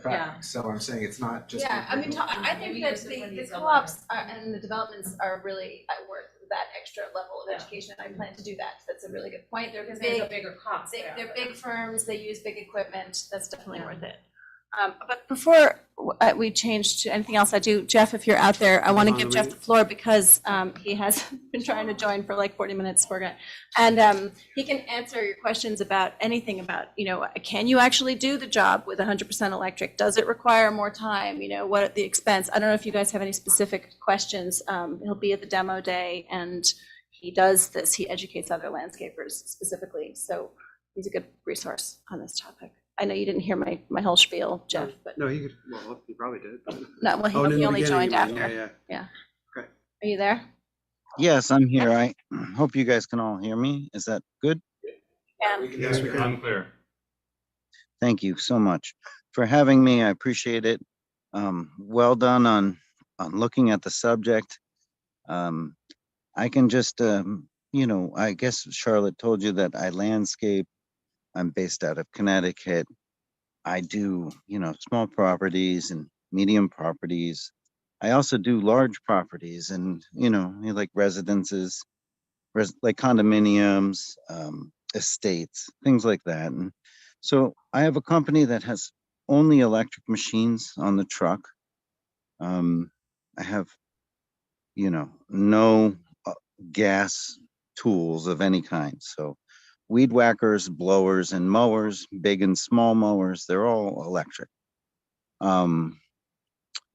I am a very busy landscaper. I do full services. You guys can still hear me, right? Yes. Yep. Okay. I'm full services, so we're talking everything. Mulching, treatments, pruning, mowing, planting, everything. I even have chainsaws that are electric. But basically, that's because I wanted to see if it all works. And this is my 5th season. And so this is my 5th season, and I wanted to see if this all works. It turns out it works. I don't have any issues. I have really happy clients. I happen to be I'm an organic expert as well, so the grass looks good, really good. And but when we show up to do electric services, everybody's happy. When my crew shows up to work, everybody's happy. I've never heard any comments, and I ask for them from my staff. Do you miss the gas tools? Oh, no, no, no, no, no, no, no. Okay, okay. So you don't miss the gas. Okay, but is it strong enough? Are you missing any skills? Do you wish you had those machines for like some situations? The answer has been a unanimous no, no, boss. No, we don't need, this is perfect. And you don't need Everything more is time? It doesn't require more time because the okay. So equipment that's is just great as all a well? bunch of hooey. So like all these like naysayers, I'm telling you, I'm not the only one. I've got 5 other very successful companies. One founded in 1962, one founded like 20 years ago, one that's like more modern and does robots. I know another one that's up in Connecticut, another one that does mostly planting and electrics. I now know a local Greenwich gardener who went to electric. Everybody does their job well with it. They did not mortgage their house. They are not overcharging their clients. I mean, these are all always, landscaping's never cheap anyways. And most of the clients want to do things right. Almost everyone hates the noise. So if they can get somebody that does electric, they're excited. Um, so I assume you can still hear me. Okay. So what I'm trying to do is dispel some of these myths because I've spent 4 years trying to see if it's true or not. And I'm one of the only ones that does it as an experiment to see if it works. Um, you know, of course, my wife is happy I'm trying to build a business, but you know, I want you to know I come from a background of science, um, education, and I've been looking at this thoughtfully, trying to be sensitive to the worker, sensitive to the quality of the lawn, and I'm qualified to do that because I used to do things like, let's see, I was executive director of the Organic Farming Association. Um, I used to run the NOFA Organic Landscaping Certification Program. I've spent a decade with the National Audubon Society. I've taught about non-point pollution. I've taught about green building. I hosted dozens, hundreds of events. So like, I kind of know my stuff. I'm sensitive to the issues of building an economy that works. And I'm just gonna, wrap up my spiel right now, but you can ask me as many questions as you like to say. Don't believe that it takes extra time and don't believe that they can't afford it because they're businesses and they can. They waste tons of money on big, expensive trucks with decals and all this crap. They buy very expensive blowers. They buy $10,000 mowers. So what's the difference if it's a $12,000 mower or it's less? The cost of electric isn't always more. I can get somebody onto an electric mower for the cost of a gas mower. Okay, the blowers, they don't cost a gazillion dollars. For about $1,000 a staff person, they're blowing electric. It works perfectly. It works all year long, summer and through the fall, and all the leaves. So it's really a bunch of, I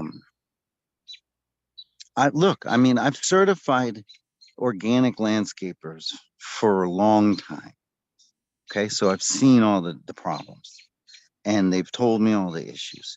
And a lot of them have heard about this electric thing. Anyone who's gone electric has been happy.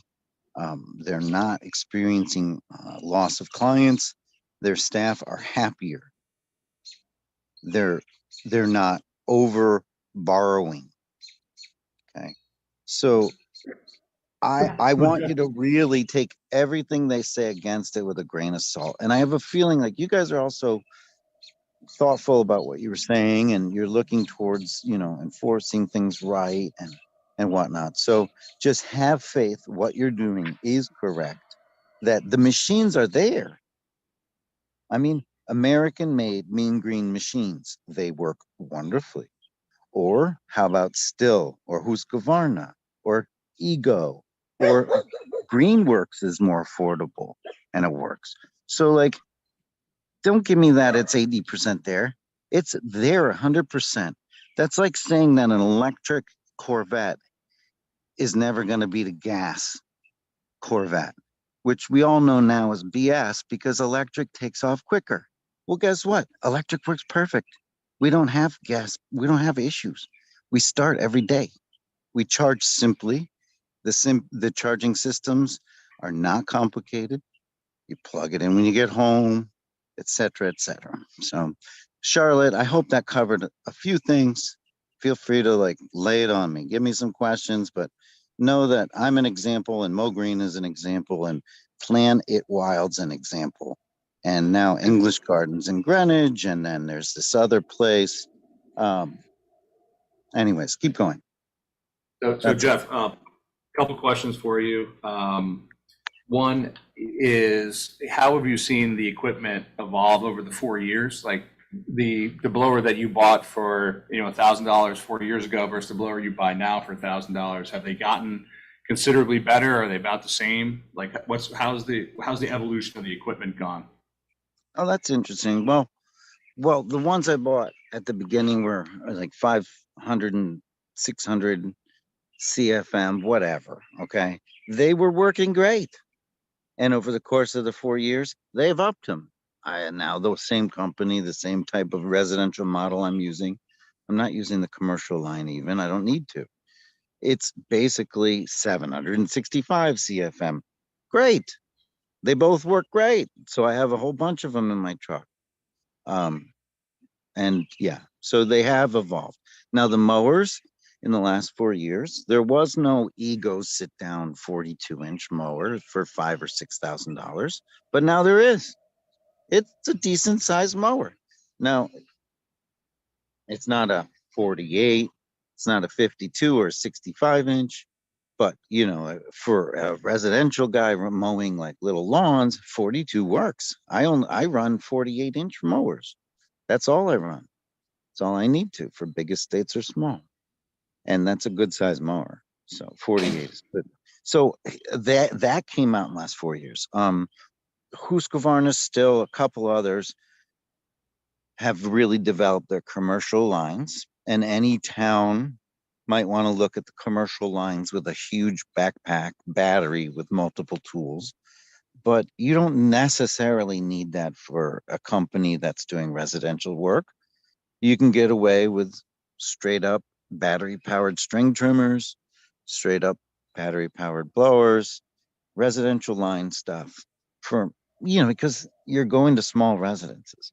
But when you're talking municipal, you might want to leave the office in the morning with a full battery and be able to go out to the medians and go out everywhere for 4 or 6 hours or the whole day, usually with those backpack blowers, and run your stuff. And by the way, you can charge them while you're eating lunch. You can charge them from a truck. You can charge them from a outlet at your shops, at your parklands, at your, you could charge in from a bathroom outlet at the town park during, Nikki had a question. Hey, Jeff, Go ahead. I think Nikki had a question about that, the charging. Nikki? Hi, Jeff. For the rest of you, I've known Jeff for about 10 years since he was running wonderful programs at the Audubon over in Connecticut. I was wondering about the batteries, because when I talked to my landscaper about it, they're, and I have personally, as a homeowner, I have all electric equipment, but my leaf blower battery really only runs about half an hour on a battery charge. So I was wondering, with your equipment, Jeff, what's the charging? how do the charging systems work? Does the Okay, church yeah, have to does the truck have to bring extra batteries along, or how does that work? yeah, Or the, it's actually real simple. So I'll tell you how I do it simply on my truck, and then I'll tell you what you could do if you want to be even cooler, better at charging and stuff. So listen, basically, I have a truck that goes out with, four handheld blowers, two weed whackers, and a small residential mini mower, I call it, the regular mower that you might buy, all electric. They all take the same battery. Then I have a large mower that I charge at night. It goes all day. I only charge it once. It goes all day. I don't need to charge the big mower. So for the small stuff, the weed whackers go all, like the batteries that I use on the weed. When I use the weed whacker, the battery lasts a very long time. When I use this small mower, it's pretty good still. It lasts a long time, because you usually only use it for small bits. The blowers, yeah, they chew them up. But so what I have is I have a Tupperware, like, a handheld bin with some chargers in it and an extension cord of the appropriate size, like a 10 gauge, so I can carry the right amount of watts. And my actual location clients let me plug into their outlet outside of their house or their garage. And those three chargers or six chargers run while I'm using 3 or 6 batteries in the field. And then I have a total of about 15 to 20 on the truck total of like small batteries. Now, it might sound like a lot, but when you're buying a piece of equipment, each one comes with a battery. And so you can charge some and use some, and you're only using one at a time. So for a company, it makes sense. They go out, they buy 4 blowers, they buy 2 weedies, they buy a mower. All of a sudden, that's 7 batteries, right? You go online, you buy a few more aftermarket batteries for $125 each. That's residential ego equipment that I'm talking about. All right. You could use Greenworks, or you could, get the nice commercial line with the bigger battery and stuff like that. Mine are just smaller batteries, and I charge as I go. So the guy that's the poor landscaper guy who's barely making it, you know what? His blowers, he's got to get them serviced for a couple $100 a year. He's got to go take them to service, $100, $200, $300 to get them serviced every year. Oh, well, guess what? $300, you can have yourself a blower, number one.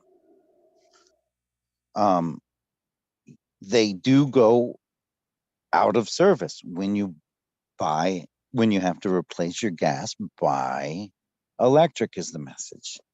We're not asking much of the landscapers by telling them this. Please replace only your blowers. I'm running a full electric truck. You're just asking them to replace your blowers. It's just that they're all in love with their blower equipment, and they got the big Vorn, I don't know, I think they're like the Tornadoes, and they're big ride around blowers and stuff like that. They've never, listen to me, they've never tried the electric. Anybody who's been I've never seen somebody who's been commenting against electric that I've asked, have you tried it? Nobody's ever tried it. Nobody's tried it. So they're all full of it, all the landscapers. I've been to 24 towns I've spoken to. They've all passed, not all of them, but they're all in the process of working on things. This makes sense. It didn't cost me that much. It didn't cost me much at all. I'm telling you, it's pretty easy. I don't mean to be blasé, but look, I've been working outside in the field all day. I'm happy to be talking to you guys, but I'm telling you, I've studied this as a, thoughtful, critical person. What the landscapers are saying, that the equipment isn't there and it will take more time. I'm just going to say it in English. It's BS, okay? So sorry, Charlotte, but it is all BS. You can be rest assured. So my last question, and you can keep the answer brief because I know you've been out in the field all day. Yeah.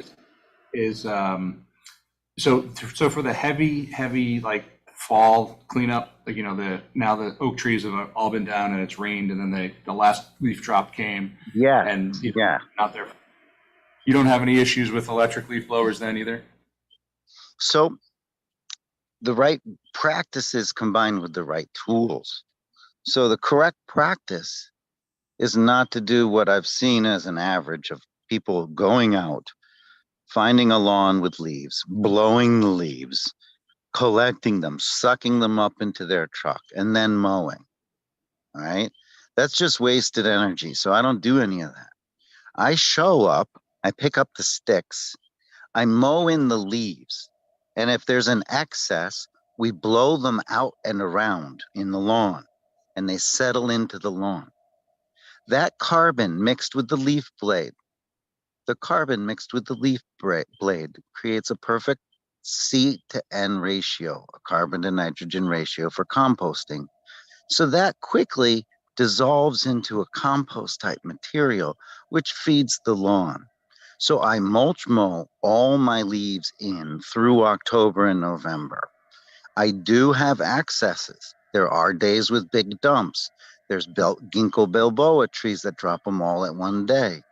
We rake them up, blow them up with our electric blowers, keep charging our batteries. We put them on tarps and we put them in trucks and take them away, just like the other guys.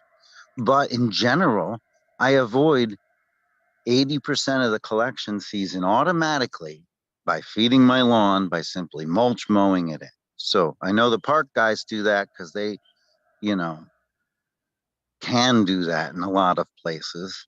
But other people are being, they're dragging these vacuums out behind their truck and sucking everything up. They're cleaning the leaves first and then mowing. It's just, as an organic expert who released the 6th edition of the organic standards for certifying, I'm going to say that that's a wrong practice and that there's a different way to do things. And so that's how I get my leaves done on high quality estates that want to be in magazines. Great, perfect. Well, I don't know if anyone else has any questions. Otherwise, thank you for your time. You can go relax now. I heard the birds stop singing. I guess it's Thank fine you now. guys for meeting on this subject. It's of most importance. And any other questions, Charlotte? We're good. Thank you so much. Thank you, Jeff. Jeff. Thanks for inviting me. Bye-bye. Great. Well, I mean, personally, I think that was very helpful. I'd love to hear from a couple of local landscapers. Maybe there's some that you've talked to that would be willing to come in, maybe for the next work session. And I think we could probably make the changes the chief requested. I think we have a plan here. Okay. And hopefully we can see this through. But we'll, thanks for all your work. Thanks for getting the word out there. I think I'm probably going to send an email from the mayor's desk about the ban, the date, because I think it sneaks up on people. We had changed it from June 1st to the 15th when we changed the law the last time, which I think still confuses people sometimes. And I think if you click on the pamphlet that's still on the website, it has the old dates. So maybe we should update that pamphlet too. Remember the old pamphlet that Mark made? Yeah, I didn't even know that was there. It's still there. I happened to find it the other day. Thank you. Yeah, we'll make when sure I was that's. checking the dates because Yeah. it's actually a helpful pamphlet. It's just the Yeah. dates are wrong. Yep, yep. They're from the old law. Yeah. So all your hard work. And- Yeah. Can I just Yeah. make a couple comments real quick? Sure. I agree about the pamphlet, and I want to second the need for homeowner education because I guess it was last year during the ban period, I gave a copy of the pamphlet to a landscaper on a neighbor's property, and the neighbor stuck her head out the window and told me to mind my own business. You're such a busybody. I was saying, in my defense, I had a bad day, Nate.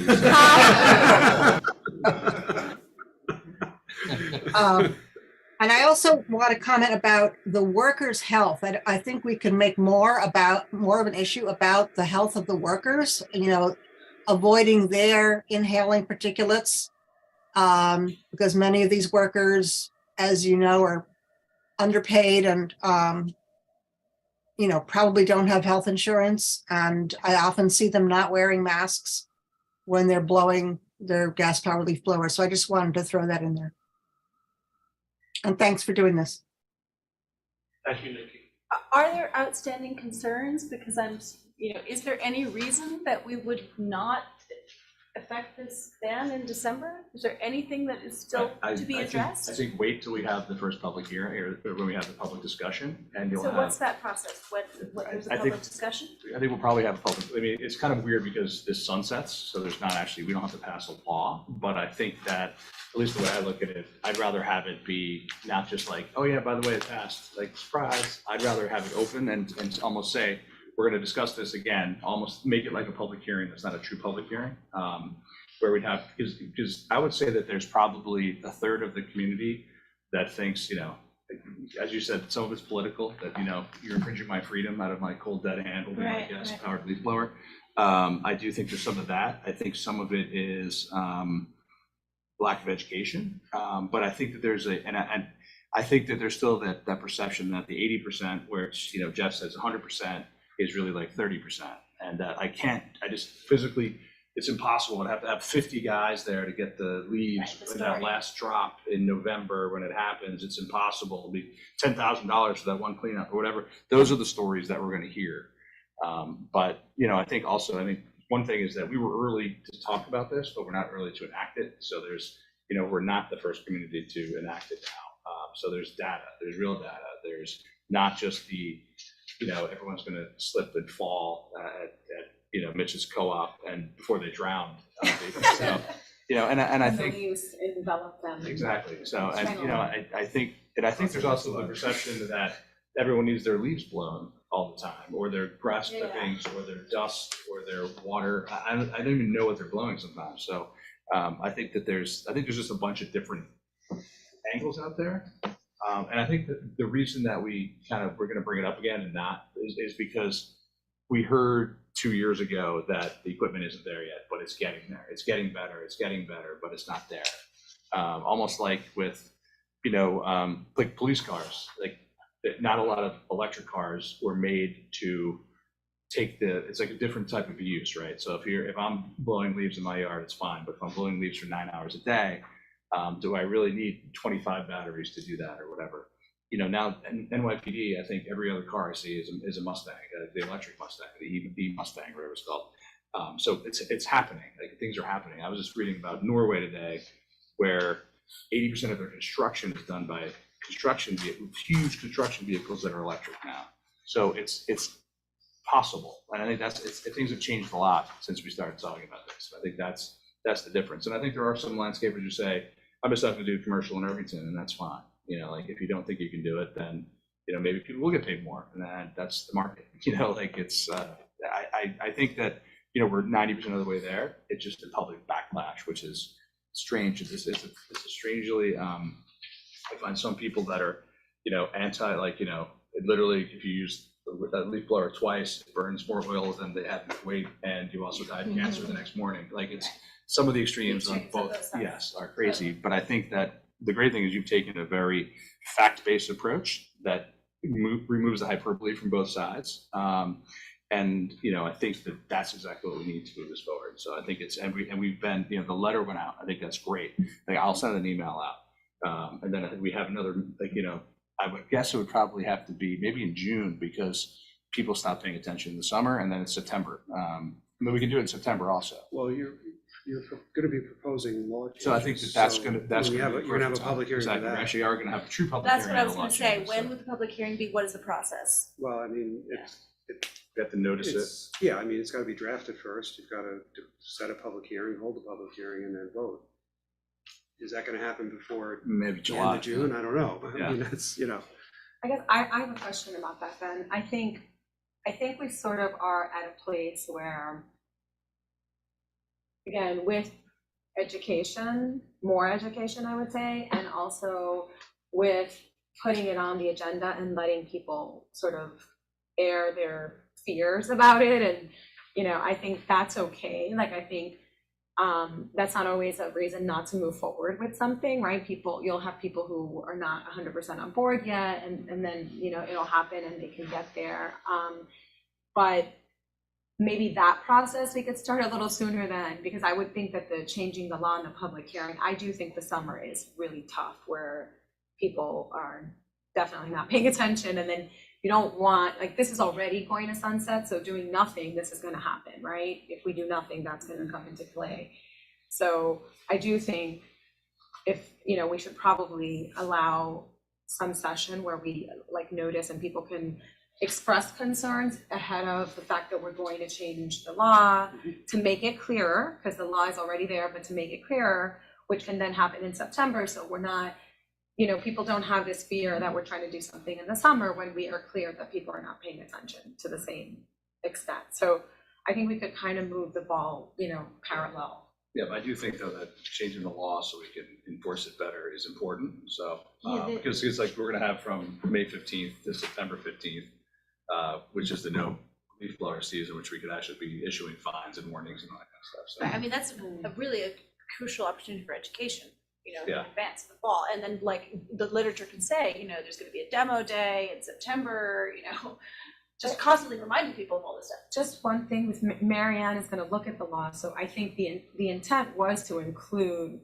summons to homeowners as well when that was passed. Yeah. Yeah. I mean. So it's an Marty always interpretation does it, It should be but- all along. So I think it's an interpretation issue. I think Yeah, that's not a change in the, there really, it's not a change in It's the a law, it's just clarification. wording it so it works better for the police department.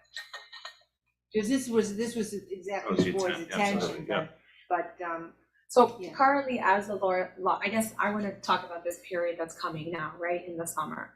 So currently, as the law is written, the intent was to include homeowners so that, so maybe for the police department, you all need clarification on that, that's the intent of well, the they law. know it's, I think they know it's the intent, I just but they don't feel necessarily that the know. language permits them to Right. enforce it, and so that's the language up there. It's not gonna be hard to do, I mean, I'll just, So what's the process for that, I guess? So, all right, so I mean, if that's the main change that we're talking about, yeah, and that other thing, I can I think can it's have decided within a nights, week. yeah. yeah, we can have a draft of that for Monday night, for example, right? This Monday, I'm Yeah, not sure. no, but even, Well, no, okay, because Frank is gonna talk to yeah, Larchmont, it might Okay. not be Monday. okay. Well, but at a minimum. But it would be certainly there's an early June meeting, right? Yeah, well, the question is, can we set the public hearing for that Right. early June meeting? Can we call for the public hearing? The law will be available shortly thereafter. You'll get back to me soon. right? Yeah, I'll get back to you tomorrow if I can. Yeah, okay, Right. we'll have something. If So we'll- at a anything, minimum, I'll we'll put- bring it with me on Monday, okay? Right, at a minimum, we'll put on the agenda to call for the public hearing for June 5th. Yeah. Okay, so I think And- that makes sense. And then it happens on June 5th, and it's in effect, right? Yeah. Yeah. Because it seems like a clarification, not that, Yeah, that this was isn't- not, it's not Yeah. a change of intent. Right. No, I mean, you wouldn't even have to Should do be- it should seek be or straightforward. anything on that, it's Yeah. just Matter if I'm not here? No, it would be fine. So I mean, except for the public hearing part, but I do think And that that, would be the same day, June 5th. yeah, but I do think that the good thing about that is that we are going, it'll bring it up again. So that Yeah. way people can talk about it in general, because that we found like when we tweaked the, you know, the wording for, say, the zoning. You tweeted it? We tweaked it. Oh, I think you said tweet. I have not tweeted anything about it. I was like- No, that was his TikTok. I'm like, No, but we tweaked it, then it was I like, don't have TikTok it's- or Twitter. it started from like the beginning again, like, you know, Yeah, so that's what's gonna Right. happen And with so, this. do we want to have for that June 5th, like Jeff there to help answer, or is there anything else I could do to help prepare for that? I don't know, because I mean, it's kind of a funny, It's just a clarification, you know, I don't think we need to for that. And I do think that there's certain people that it's like, you know, leaf blowers is almost a religion. So I think whenever you say to them, it's like, well, I believe that the electric ones don't work, and there's nothing you can really do. Right, well, isn't it a listening session anyway, right? We're Yeah. supposed to be hearing what the public is saying, not necessarily Debate. engaging in a debate. That's not an education session, in other words. Yeah, I mean, it can end up being somewhat of a debate, but we can vote however we want. yeah, so I think that that's reasonable, because I do think we have to get that law changed Before. for the police to be able to enforce it. And the good thing is, like, the couple of weeks in between is when you'll be doing warnings anyway, so it's not, so by the time the warnings will be over, hopefully we'll have the law changed.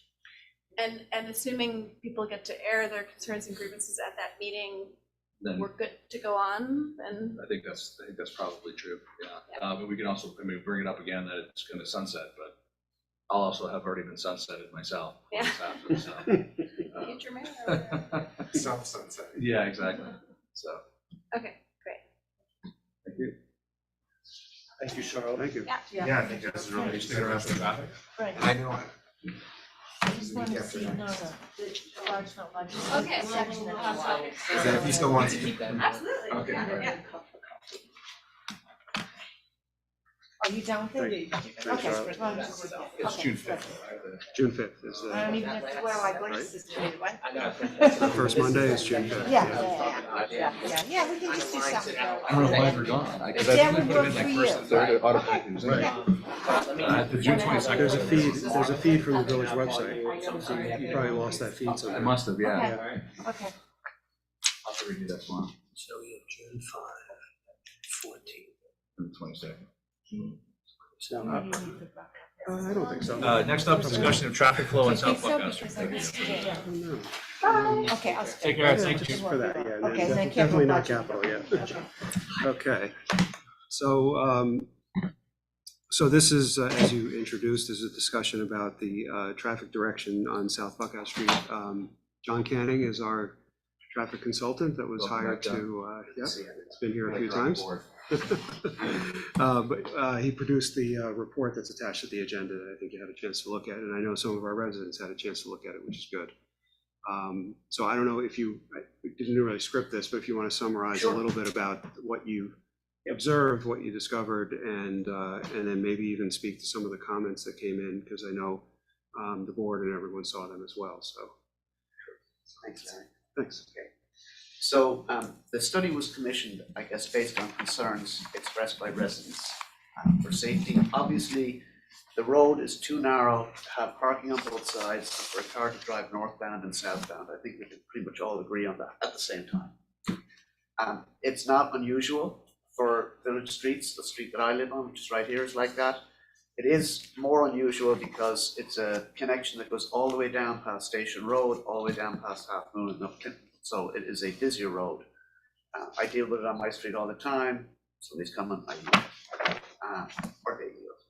But it's busier on South Buckhouse, so you have more interactions with people. Normally on the quieter streets, it only happens once in a while. That was the reason for the study area. For the study, we looked at South Buckhouse from Main Street down to South Astor, and then back up South Astor to Main, and then up Main from South Astor to Buckhouse. From a capacity perspective, all of the intersections have more than adequate capacity to handle the volume of traffic that's there today. We did the study like a year and a half ago, so we had to adjust the volumes to account for COVID, but we did have historical data for Main Street and Bridge Street from back in 2015, so we feel confident that the volumes are reasonable. We also took a 20-year look forward, so we increased them by 25%. You know, I've lived in Irvington a long time. I don't think traffic volumes will increase by 25%, so I don't want to get people too excited about that. But just to be conservative, we did that, and it indicates that in the future with the current roadway system, operating conditions will still be good. The levels of delay will be on the order of 10 or 15 seconds per intersection. We looked at the accident data, which was provided by the police department. Thank you for that. There were 15 accidents in 5 years in the entire circulatory area, so Buckhouse, South Astor, and Main. 7 of the 15 were on Buckhouse, 6 were on the opposite Main and Astor way, and then 1 was at Main and Buckhouse, and 1 was at Buckhouse and South Astor. So that kind of indicates slightly more accidents on South Buckhouse than going down Main and down South Astor, but it's really only 1 accident that's not really statistically significant. 2 of the accidents on South Buckhouse did involve vehicles that were traveling in opposite directions, but there were no injuries. So basically somebody made a bad judgment and didn't pull over far enough or thought they could fit through, and it was kind of a fender bender. The sight lines are not great when you come up South Buck out to Main Street. It has been improved by the curb bump outs, and I know that was a big to-do in the village in and of itself, but it did definitely improve sight lines at that location. But they're still not great, and people come down the hill at a good clip sometimes. They're better at South Main and Astor because you've got the all-way stop, so everybody has to stop. Yes, you have to play a game of courtesy chicken with whoever's there, but usually it works pretty well. South Buckout could be made two-way without having an impact. It's approximately 80 vehicles per hour that would be moved from South Buckout if you did it in one direction or the other. It's pretty much even in either direction. So they would move from South Buckout, depending on which way you wanted to do it, over to Main and Astor. And it wouldn't adversely impact the capacity of the intersections. The intersections have the capacity to accommodate that traffic.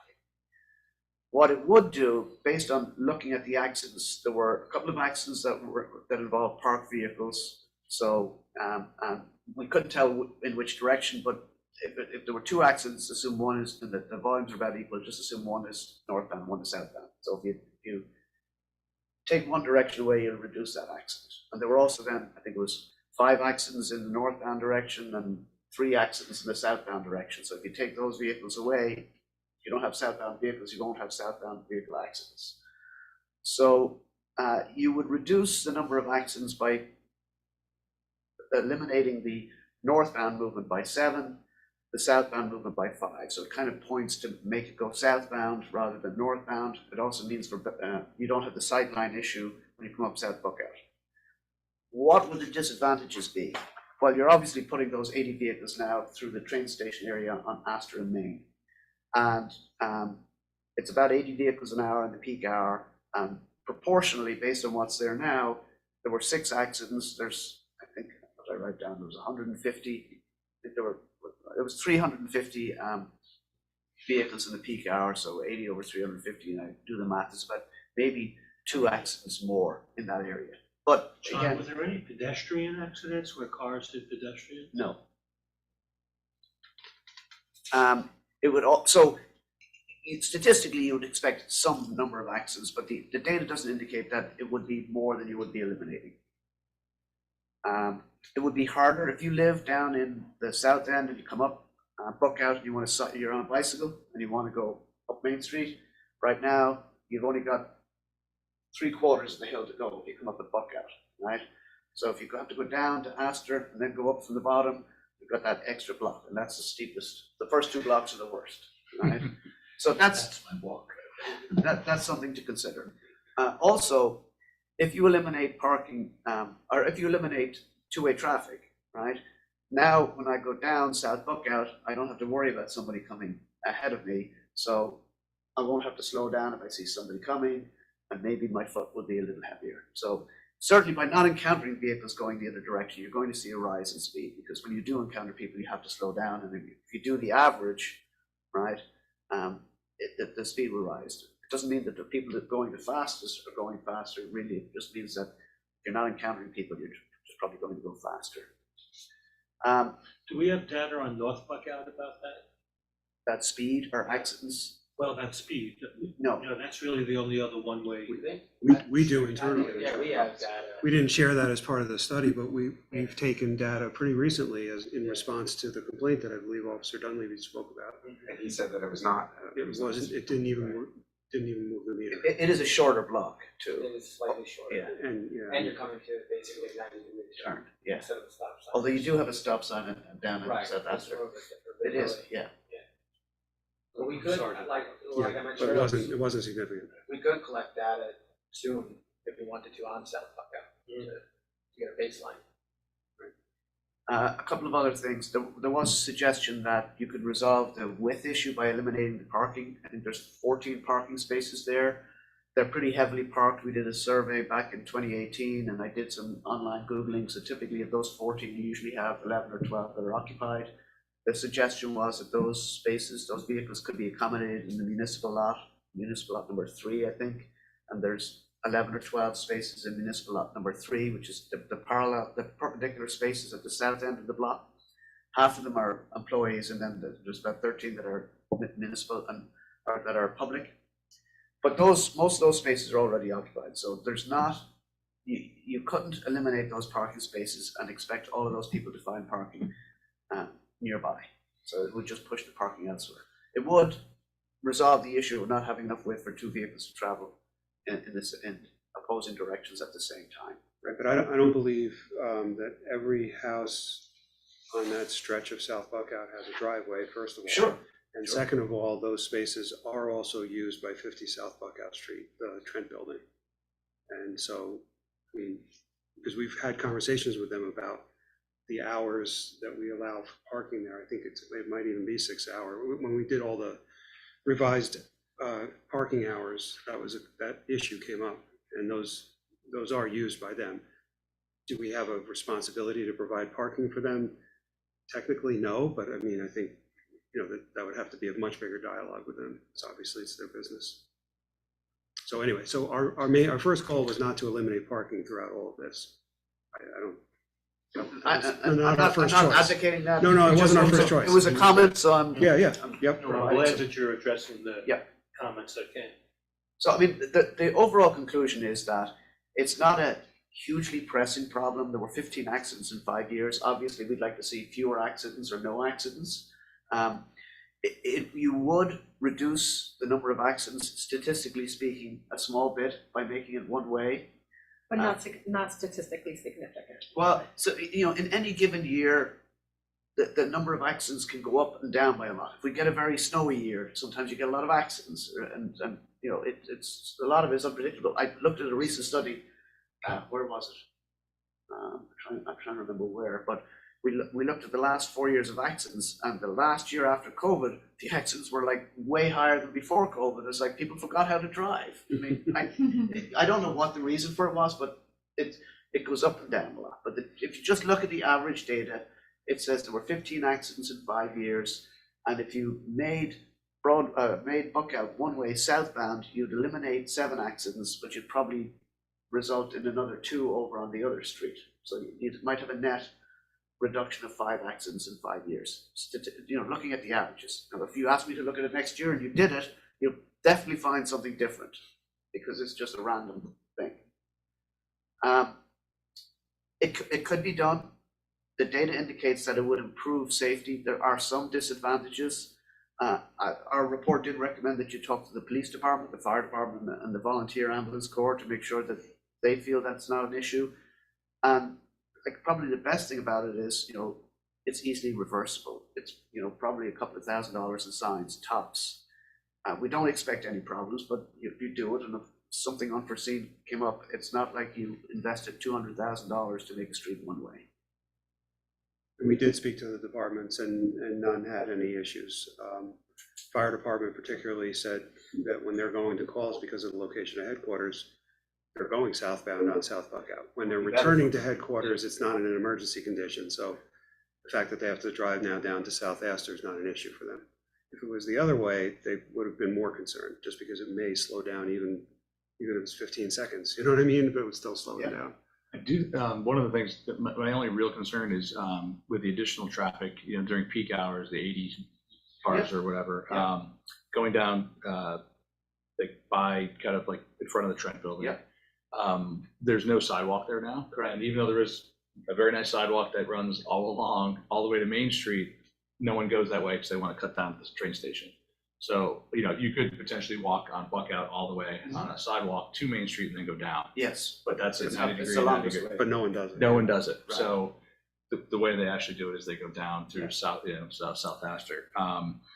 With an 80 with additional cars, like it does seem like they'd be on the north side of the street going down that way, then the extra 80, you know, So if I'm walking up, right, from Half Moon, most people walk next to the building where there's no sidewalk. It saves you have to come over and come back, right? Yep. And then you get to the corner of South Astor and you can walk down South Astor, but there's a sidewalk pretty much on the other side. Yeah. Where there's parking spaces behind it, but there's a sidewalk. So you could cross over and walk down there so you wouldn't be conflicting with the vehicles there. And once you get back to South Astor and and Buckout, the cars, once they make the right turn, they're back They're out where of they the would way, be yeah. anyway. But I would say that, you know, if the village can find a way to make that happen, I think it would be a great improvement to the Right. sidewalks. So, yeah, so the comment, the idea that there's a sidewalk on the north side of South Astor Street. Yeah. Right across from Gosu, Yeah. opposite. It's true, but no one's gonna walk there. Because they're standing on the corner of South Buckout and South Astor, right at the corner there. And they're looking down at the train platform and all they see is the train platform. They're gonna go straight to the train platform. right. They're not gonna go across, down and over. Yeah. So we know that. I mean, we're Yeah. well aware of that. And we do have a project plan, which I know the board knows about, that's no longer involving a drop-off point near DPW, but it is involving fixing up and formalizing the drop-off point at the bottom of Main Street, so that'll help there. And then putting a sidewalk directly opposite DPW, near the Red Barn Bakery, and then heading up the hill for as long as we can. That's where it gets a little bit murky because we don't have the money to go all the way up and around. We don't have an agreement with the new owners of the Trent Building, but I think you heard from them one evening. They are willing to work with us. So longer term, we do hope to make that connection. We have plans to make that connection. You know, the key question is, do you wait to make any changes to the traffic flow before we do the sidewalk, which might be several years? I mean, the first part of it's being done this summer. But when we run out of money and the sidewalk doesn't fully connect around the Trent Building and down South Buckout Street, you know, headed towards Half Moon, you know, I don't know when that's gonna happen. That's the next discussion on. But it does seem to me like, I think what I was walking through is, you know, the cars, the additional cars are going to be coming, you know. They'll be on the side that you'll be walking on. Yeah. They will. For me, I feel like the issue's been like sidetracked a little. So most of the letters that are talking about this aren't talking about the issue that I think is important, right? So like, if this is gonna cause increased speed, we talk about we can find ways to decrease the speed. That's not a reason not to do it. The question is, what's to be benefited from doing it? It sounds like a very small decrease in accidents we're talking about, right? About an accident a year. But, I mean, if that accident is your accident, Yeah. it's more important to you than it is if it's No, my no, accident. I understand that, but I, you know, There might not be a rush if we can, I think it's what the. yeah, answer I'm is. like, is there another, I guess what I'm asking is, from both John, but also from Frank, because I think you would have some input on this. Is there any other benefit to doing this other than the one accident a year? It makes it more convenient for motorists to navigate that portion of the road. Because it's so unpleasant. Well, sometimes it can be frustrating. It's like a video game, you dash into here. Yeah, you dash yeah, into yeah. here. I mean, I have a friend who lives on that street, so I drive on that street a lot. Yep. I don't find it that inconvenient. Like, I actually find that the speed, I actually would be concerned about the speed issue, like, but maybe I'm thinking about it because I'm thinking about being on that street with two cars, but I mean, I don't find it hugely inconvenient. So I feel Like the you same, just- I feel the same way as you, because to me it's neighborly, right? I Yeah. see somebody coming, I live in this neighborhood and I'd wave to them. Yeah. But, you know, maybe I'm an outlier on this side and to other people it's like, oh God, Very you know, annoying. somebody's coming now, you have to pull over again. I'm on that side. I go, my son has a couple of friends who live down on Buckout. Yeah. So I go to drive there to drive them, pick them up, and I feel like I'm taking my life into my hands every time we go left-hand turn. I was gonna say, making that left turn is, you know, and not knowing if there's a car coming the other direction and having cars parked on either side of the street is dangerous. I mean, look But at you this can photo. see it. I'm sorry? Does this look like a two-way street to you? I mean, when you make the left turn, you can see the cars coming. And there's a couple of spaces that have been removed as you make the turn, so A little you, better, yeah. so if It's you. gotten a little bit better, but, Yes. but I think to just not make that left turn with a car coming forward and oppositely, because again, I do this all the time, making a right turn out of Buckout to go up Main Street. Yep. That's the Or to scary get thing. across, to go through, to Yeah. go, look, those two turns are also, because you Yes. gotta go out into oncoming traffic to make that right turn. So interestingly, there was one accident at that intersection, right? And it's, I think Yogi Berra said something like that, you know, it's so unsafe, you know. But it's definitely difficult to make that maneuver, right? And it's a little stressful. But the data, you know, 5 years of accident, I would have expected an accident a year if that was a problem. Also, can I ask you a question? Sure. Just like from habit, because I do find the right turn sort of like, okay, you have to really look. But I think if I lived where you live, you don't go down, I would probably Go down I Astor. would probably go down Astor and That's come what I up. think everybody should do. Yeah, that's probably what I would do. If I lived where you lived, I would do that, because I do it, No, and it's because so I do funny, it. it's just yesterday, I Yes. drove Yeah. down Main Street, Yeah. and I went down to Astor and made my left turn there, and Nancy said, why did you do that? And I said, because I don't want to make the left turn. Well, next year, that's true too, next year it should be It's just more. a dangerous turn. You know, So, my original question then, the answer is that it's to decrease accidents and also to eliminate a potentially uncomfortable ride for people. It'll make driving feel less stressful. I wonder, yeah. You know, and again, I understand that there's concerns about speeding, but the speed limit's 25. And there's not speeding on the other one-way street, that's the through street, which is North Buckout. So I don't think that there's gonna be speeding that's really gonna be illegal speeding. I think people We're gonna are proceed. not gonna be as worried about cars coming in the other direction. I'm not saying they may not pay as much attention when they, you know, like when they're going. But, you know, again, I understand that the neighbors there might be concerned about backing out of their driveways.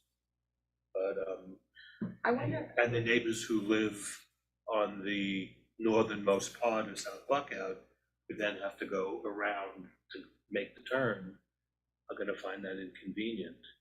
Yes. But As far I as the think, speed but goes. I think the majority of people who are making that turn are So gonna find it I more. would point out, right, that there are residents who live on that street, now it's a public street, but it's still their street, because that's where they live. Right? On Astor, there's residents that live in the library building as well, so those parties are probably the parties that are most impacted by this. So, you know, if I was this board and people came to talk about it, I'd say, you know, I want to hear everybody, but please tell us where you live.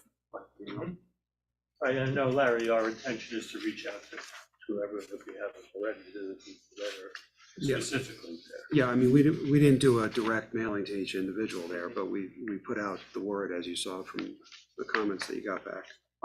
if it's noticed well, and it's something that they care about, they'll hear about it and they'll come. If they're not interested, they won't come. I think the good news, or somewhat surprising news, is there weren't more accidents. Like, Yeah. again, I thought that the turn from, you know, Yeah. onto Main It's terrible. Street, it's like, yeah, it's gotten better with the bump out, as you It said. has. I'm But- not sure it's gotten better.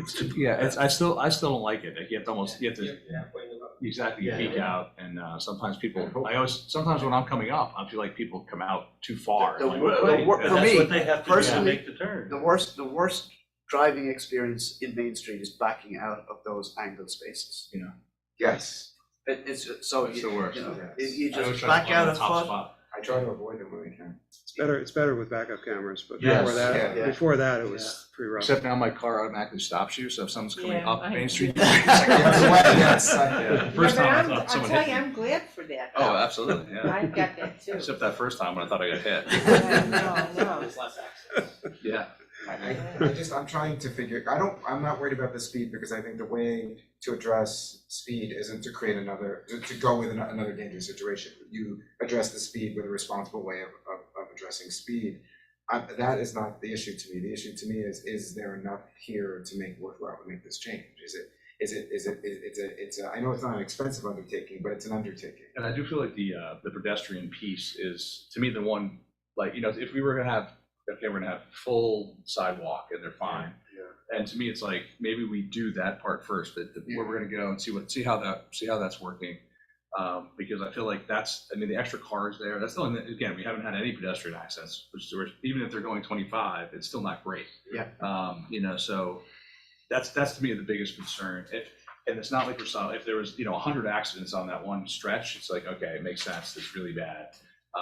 You know, and I would like to hear from the residents, do they want this? Or is this something that we've kind of, you know, we've looked at it and said, this doesn't make any sense. As you just said, is this like a two-way road? No, it doesn't. You know, and it always seemed like something should be done there. But, you know, it seems to me like we were actually getting more feedback or complaints or whatever from North Buckout on potentially, you know, doing something there to, you know, something there. We don't know what that is yet, but It's speed, right? Isn't that the only thing? I think it's speed. I think it's the cut through people are, the comments we get are traffic volume of people cutting through there, but if you, it gets tricky because the one primary solution to that is to flip it. Well, you could do that, sure. But at the end of North Buckout, where it meets the bridge, to not allow through traffic over the bridge. Yeah, you make it only, you have to go back towards Main Street. You make a left onto Astor from there. Yeah, but there's challenges with that too. And I have seen personally people going from Bridge Street directly across, even though it's a do not enter. They're driving the wrong way. Yeah, I've actually honked and yelled. They gave it the finger, which was nice. But yeah, because they want to park. So, yeah. But the challenge with that is, so if you live on North Buckout Street and you want to go across the bridge, how do you do it? Or you want to deliver mail. Or you want You're to gonna get the mail over end up there? getting people doing U-turns. How do you do it? down You by have to turn down North North Astor Astor. somewhere. The library parking lot, turn around. And then back. Yeah, I that's mean, ideal. Yeah, so there's, you know, without any I mean, we've only done some limited speed analysis on that road. I don't know about accidents or anything like that. I think that's more about the neighborhood wanting to have less traffic. I mean, I guess, okay, I'm gonna just take like a totally different turn on this, like, to me that, like, it's not necessarily cutting through, right? You can get to the train station by like going this way, or you can go this way, you know? Well, no, but I mean, if you're headed to Bridge Street Properties where there's many employees Right. and there's a little bit of a line for the drop off, or even, would not really pick up, but let's say drop off in the morning, if there's a little line at the bottom of the hill on Main Street, you probably wouldn't sit and wait. You'd cut through North Buckout and go across the bridge. I know, I'm just thinking, I have two, but I'm thinking, to me, that's not necessarily like that, you know, there's. Arlene's point is both of them go to the same They place. go to the Sure, same yeah, place. It's a street. It's not a Yeah, country. because I think you kind of get, like, I mean, okay, I'm not gonna talk about, but I mean, I just think people in general need to be like, I think a lot of the problems that we're talking about are really a specific problem of people being inconsiderate, right? Like, and like, you can try to like legislate, like, go this way, go that way, but like the person who goes, what you just described, I'm not gonna say the word, because we all know what the word is, you know, and changing it is not gonna, like, the street. Yeah, I think if you made it go the other way, that would. They still wouldn't do it. Yeah. They'll do something else. Essentially. Yeah. Because they're not supposed to do what you just described. No, well, but I think most people just don't, they just oblivious to things too.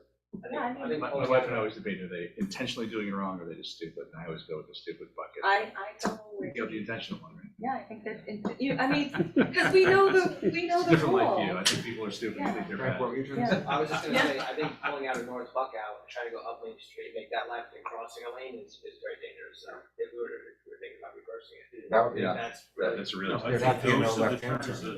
that Yeah. I want to be. now you're really Trying to Lanes eliminate put that. everybody in perpetual loop. Yeah, that's what I'm saying. None of us are getting anywhere. We're just gonna like go in Right. little circles. But I mean, I think the good thing is like, you didn't say that, you know, there was, you know, almost 2 fatalities and there was, you know, it's just like a couple fender benders. It's good news. Yeah, it is good news. We It don't want sounds any like not a, accidents. it But sounds yeah. like not a huge Right. problem, basically. It's interesting because I'm not really convinced by the people who are opposing it, but I'm convinced that there's not enough here to undertake this. Right. So it's not, you shouldn't rush out and say, oh, we've got a huge problem. Yeah. Right, Yeah. exactly. And I think the sidewalk issue would be the first thing to tackle, and then we can revisit and say, okay, well, will this improve things if we know people are walking? And then maybe then it's worth it. I agree. I would think all the walking people would have a problem with That's it, what I'm you waiting know, for all but- the South Buckout. I mean, I the think that's half true, it's moons like to come and anywhere, say, yeah. Why Somebody should- did already, remember? Yeah, Someone said, they did. they said, "Yeah, it's great you're looking at this, but when are we getting our sidewalk? Remember? Yeah. I hear it all the time personally too. Not even at the sidewalk. That's what I get all the time. So that's what democracy is like. Yeah, exactly. So I think the work was fantastic, and now we got to figure out what we want to do. I think eventually something probably will happen, but I just don't necessarily know if we have to do it right now. I think that's good news, right? Like, we don't have some extremely hazardous It's over 5 years. It condition wasn't like that just last year we're- was an anomaly. Yeah. 5 years is a pretty Yep. indicative. Yeah, normally it's 3, but I knew there's not a lot happening weird, here, yeah. so let's make it a bigger window. Yeah, I that's live in a great. small village, you need more data. I mean, because coming out of Riverview is like, you know. That's worse. I take an earlier train just because I have to get before school. Oh, yeah, it's all I've about the become a school. very aggressive driver. But Larry, I've done what you've done. Otherwise, I'll When I sit go on to Riverview work out, Road all drop my morning son off and pick during him the up, school I go time. around on Astor, and especially if I'm picking him up at GoSu, I go Again. around. to We need to teach people how not to be the A-hole. So, Yes. so just so I'm clear on this, it sounds like a majority don't want to move this forward quickly. Is that accurate? Yes, I am curious if there's anything we can do to speed up the sidewalk. I know there's a lot there, but I think you just threw out like, 5 years, I mean, I just, but I don't know, it'd be great if we could. Well, I think, They don't move away. right, well. Yeah, I know there's a lot of things that. Yeah, I mean, I think there's things we can do probably to get up South Astor Street to the corner. The biggest challenge there, Larry, Yeah. is the driveway from the parking lot. Yes, That Trent comes down super steep and Right. right out to the street. just to the east of the So bakery. you'd either have to push it back and make it steeper, And or put the sidewalk out around it, which, that's, then you have to realign the road. yeah. And that's where the money comes in. That's exactly, I remember we talked about this Yeah. before, because it seems like it would just be, oh, just throw a sidewalk. Yeah. It's that one. Yeah, that you one can't, pinch point. And it's fair, you say it's already super steep. yeah. It's, well, okay, so Yeah. we'll, Yeah. I'm sure there's an engineering solution out there somewhere. oh, I'm sure, yeah, but it's money is what it is, so. The Astor Street Tunnel. There you go. Oh, So- see, I was Pedestrian only. bridge, you went tunnel, I was thinking bridge. But there are more challenges as you go up and around the corner It's of the mystical. building as Yes, well. yes. So some of it, I think we do have land there, but some of it involves areas that we don't have land. Station Road Tunnel. That's not mystical, that's creepy. That's creepy. Yeah, the one lane thing too. That creepy tunnel. Yeah, Okay. You guys don't like the one lane? that's, yeah. One lane I'm a big tunnel? one lane guy. The first time I saw that, I was like, I cannot believe it's 2013 when I moved here, I was like, I cannot believe this exists. And the fact that there's no signalization even, That's- it's just like, this is just like a, oh, you go down. Blind. I'll go now. But And then there's a guy but that's behind what you. The life's all neighborly, about. It's like, this is oh, the neighborly piece that I agree with you, But where then you the A-word nod. comes in, when the you person nod. behind goes also. Yeah, exactly, it's when the Oh, the that's two it, that's the two it. people behind you. Yeah, yeah. I guess it's our turn. Okay, I'm Yeah. gonna get I didn't- Alexa I didn't see the over. light. See? Yeah. Aggressive. Yes, they're very aggressive. But again, thanks very much, this was great, and it's gonna come in handy, and hopefully, hopefully this didn't jinx it, now it's gonna be like, Demolition derby. Demolition Derby Street. Yeah. We can revisit. Okay, thank you. Thanks very much, have a good Thanks, night. Sean. Thank you very much, that was really helpful. Well, I guess I'm in the minority, but I think I'd like to see the street changed to one-way and see if that's a problem. I think the sidewalk will get done, I don't think we need to. It'll get done, but it's my opinion. I'd like to see also more of like what the people live there thing too, right? Like if they feel, if they're all like, you're all crazy, it sucks, you know? Yeah, if the people who live there wanted to change it, I would support changing it. Yeah, if we had gotten 6 letters that say, do this, please, this should have been done 10 years ago, one person said that, but. Well, listen, most of the letters were in favor of it changing to a one-way street, they just had other issues. By the way, a couple of the letters said things like, it's clear it should always have been a one-way street, but you need to think about a sidewalk, or you need to think about something else. Yeah. But there were very few people who said it shouldn't be a one-way street. True.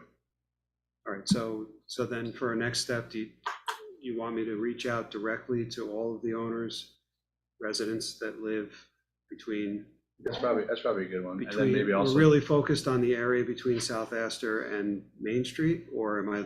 Yeah. Because if we go further south, then you're talking about Half Moon and No, all I that, think- and I'm I not sure think- what I think they have as much interest in it as you do, you know what I mean? But are those the ones that you really need input from? I mean, maybe you could reach out to the presidents of Half Moon South and North or something, and Well, they, yeah, I mean, they usually pay attention, so.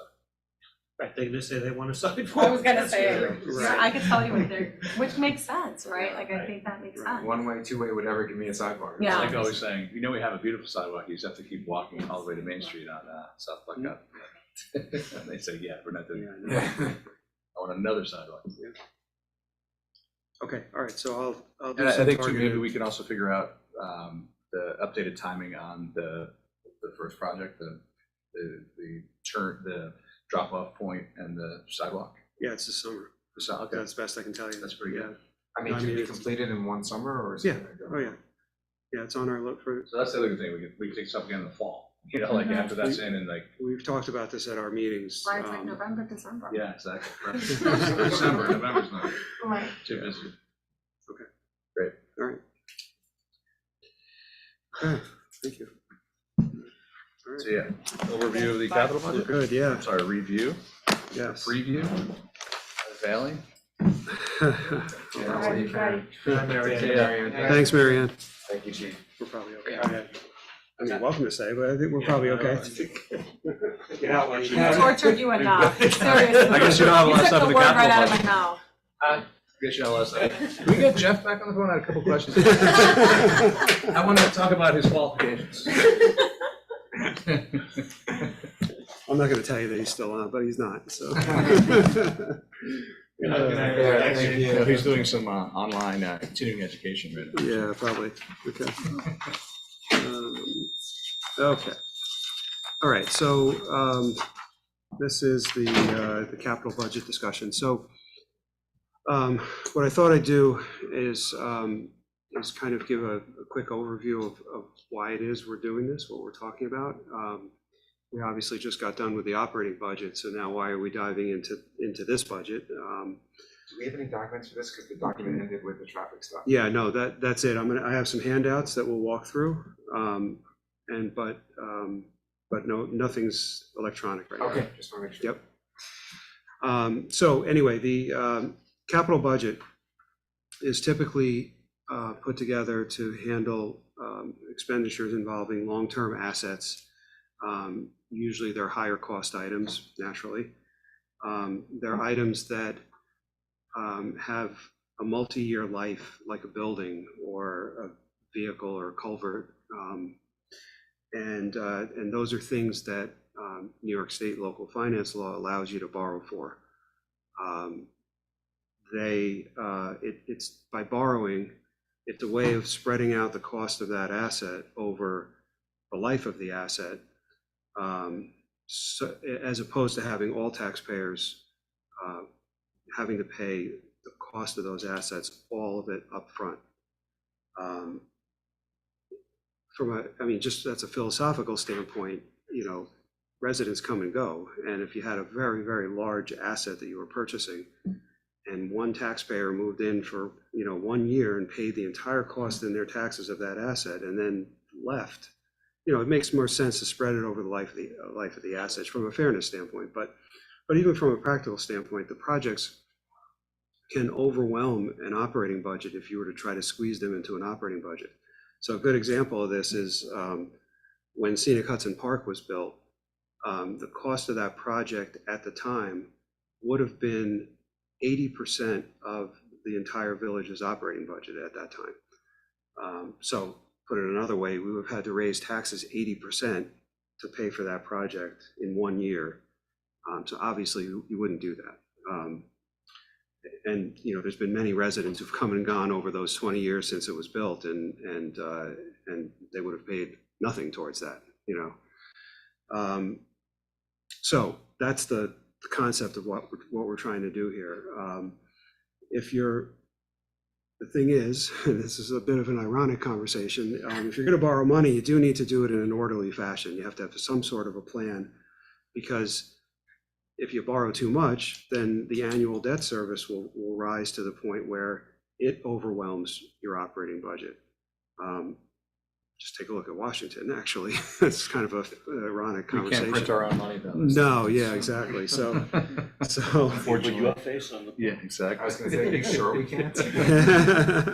well, you shouldn't, you know, and so, but I don't need to lecture about that. But Larry Bucks. but no, if you're, look, you're paying off this debt service over time, but if you're constantly borrowing more than you're paying off, then you know what's going to happen. So anyway, that's what this plan is put together for. What we tried to do is we went out to each of the departments and we said, take a look at your operations, tell us what you believe is needed in your area for the next at least 5 years. In some cases, we look at it even longer out than that, but at least 5 years we want to look at. And you know, we didn't want them to hold back and say, well, I really need to do this, but it's too expensive. Just tell us what you need and then we'll see how it can fit.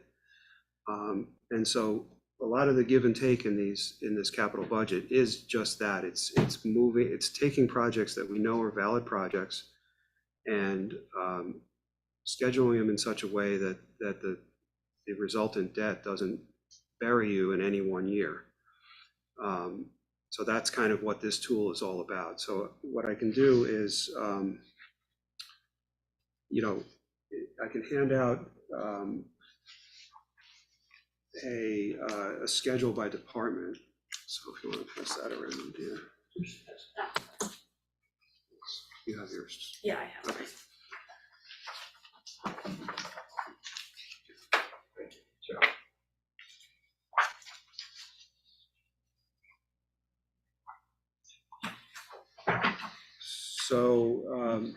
So with that in mind, what we can do is kind of step through and hit the highlights of each of the departments and explain, in some cases, you know, a little bit about how we got to where we are.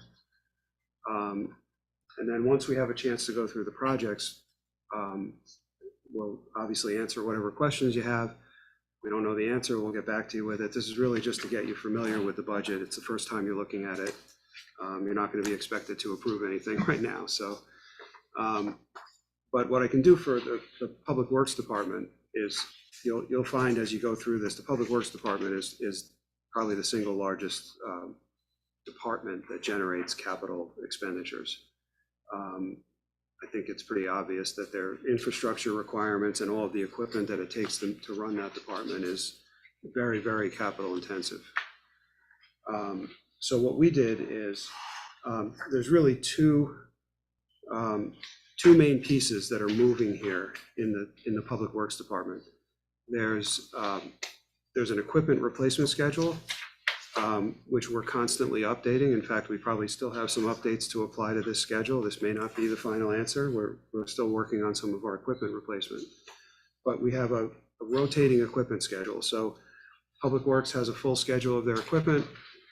They evaluate each piece of equipment based upon the type of use that it's used for, the type of use it is used for, and based on that, they have kind of an average life of what this equipment might last. Something like a pickup truck is, you know, probably a 10-year asset. Something like a satellite truck, which is a very, very heavily used vehicle, is like a 7-year life. Garbage trucks, you probably look at them now and think they last forever, but they're probably 20 years or 15 years or something. It's, you know, somewhere in that range. So the year purchase column means that we're replacing it from that year. In other words, that satellite truck was purchased in 2016, and this line item number 3 is money to replace that truck. Correct. So some of them are really old, like 2012 for that dump truck. Yep. I saw in 1998, I think, for something. Yep. 1998 for a backhoe. Yeah, well, backhoe, though, that type of construction equipment has a very, very long life. Practically speaking, has a very long life. So that means it's 25 years old, so in the 29, 30, it's gonna be 30 years old, 31 years old. And the idea is that we should replace it in 29, 30, is that what we're saying? That's correct. Yep. So yeah, the first 3 pages, actually 4 pages, first 4 pages of this schedule that I gave you, pages 1 through 4, list out all of the equipment that we believe needs to be replaced in the next, going out to 2031, I think. 32 even. And the other component that Public Works that falls under their umbrella is obviously the infrastructure. And so we have a few different moving parts there. The smaller pieces are things like, and you'll see in this first year, Project DPW 190, which is curb installation, $120,000. That is a supplemental amount that would be borrowed for in the capital budget that supplements the operating budget. So we have an operating budget that has a base amount of capital money in it. So as Brian and Larry certainly remember, we have $120,000 worth of paving that is embedded into the operating budget. And we also get money from the state, about $120,000 from the state every year that we also use for paving.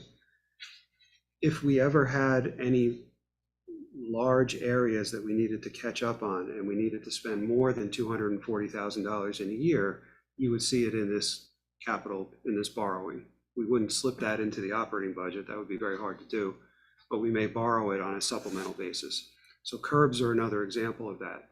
We have $150,000 worth of capital money that doesn't have a particular label on it. It can be used for really anything. It can be used for curb installation, sidewalk repairs, drainage work, catch basin repairs, things like that, wherever the need is. But sometimes that annual money is not enough to handle some of the curb, in this case, curb needs that we have. This particular year, because East Sunnyside is going to be repaved by Con Ed, there's a pretty long stretch of East Sunnyside that is in need of, the curbs are non-existent. I don't recommend driving up there right now, but if you ever do, you'll see what I'm talking about. So we need some extra money to really accomplish that and take advantage of the fact that curbs need to go in before paving is done, not the other way around. So because when you put curbs in, you dig up the roadway and you want to have that paving done afterwards. So there's similar type of projects that are scattered throughout this schedule. So for example, curb installation is this year for what I just mentioned.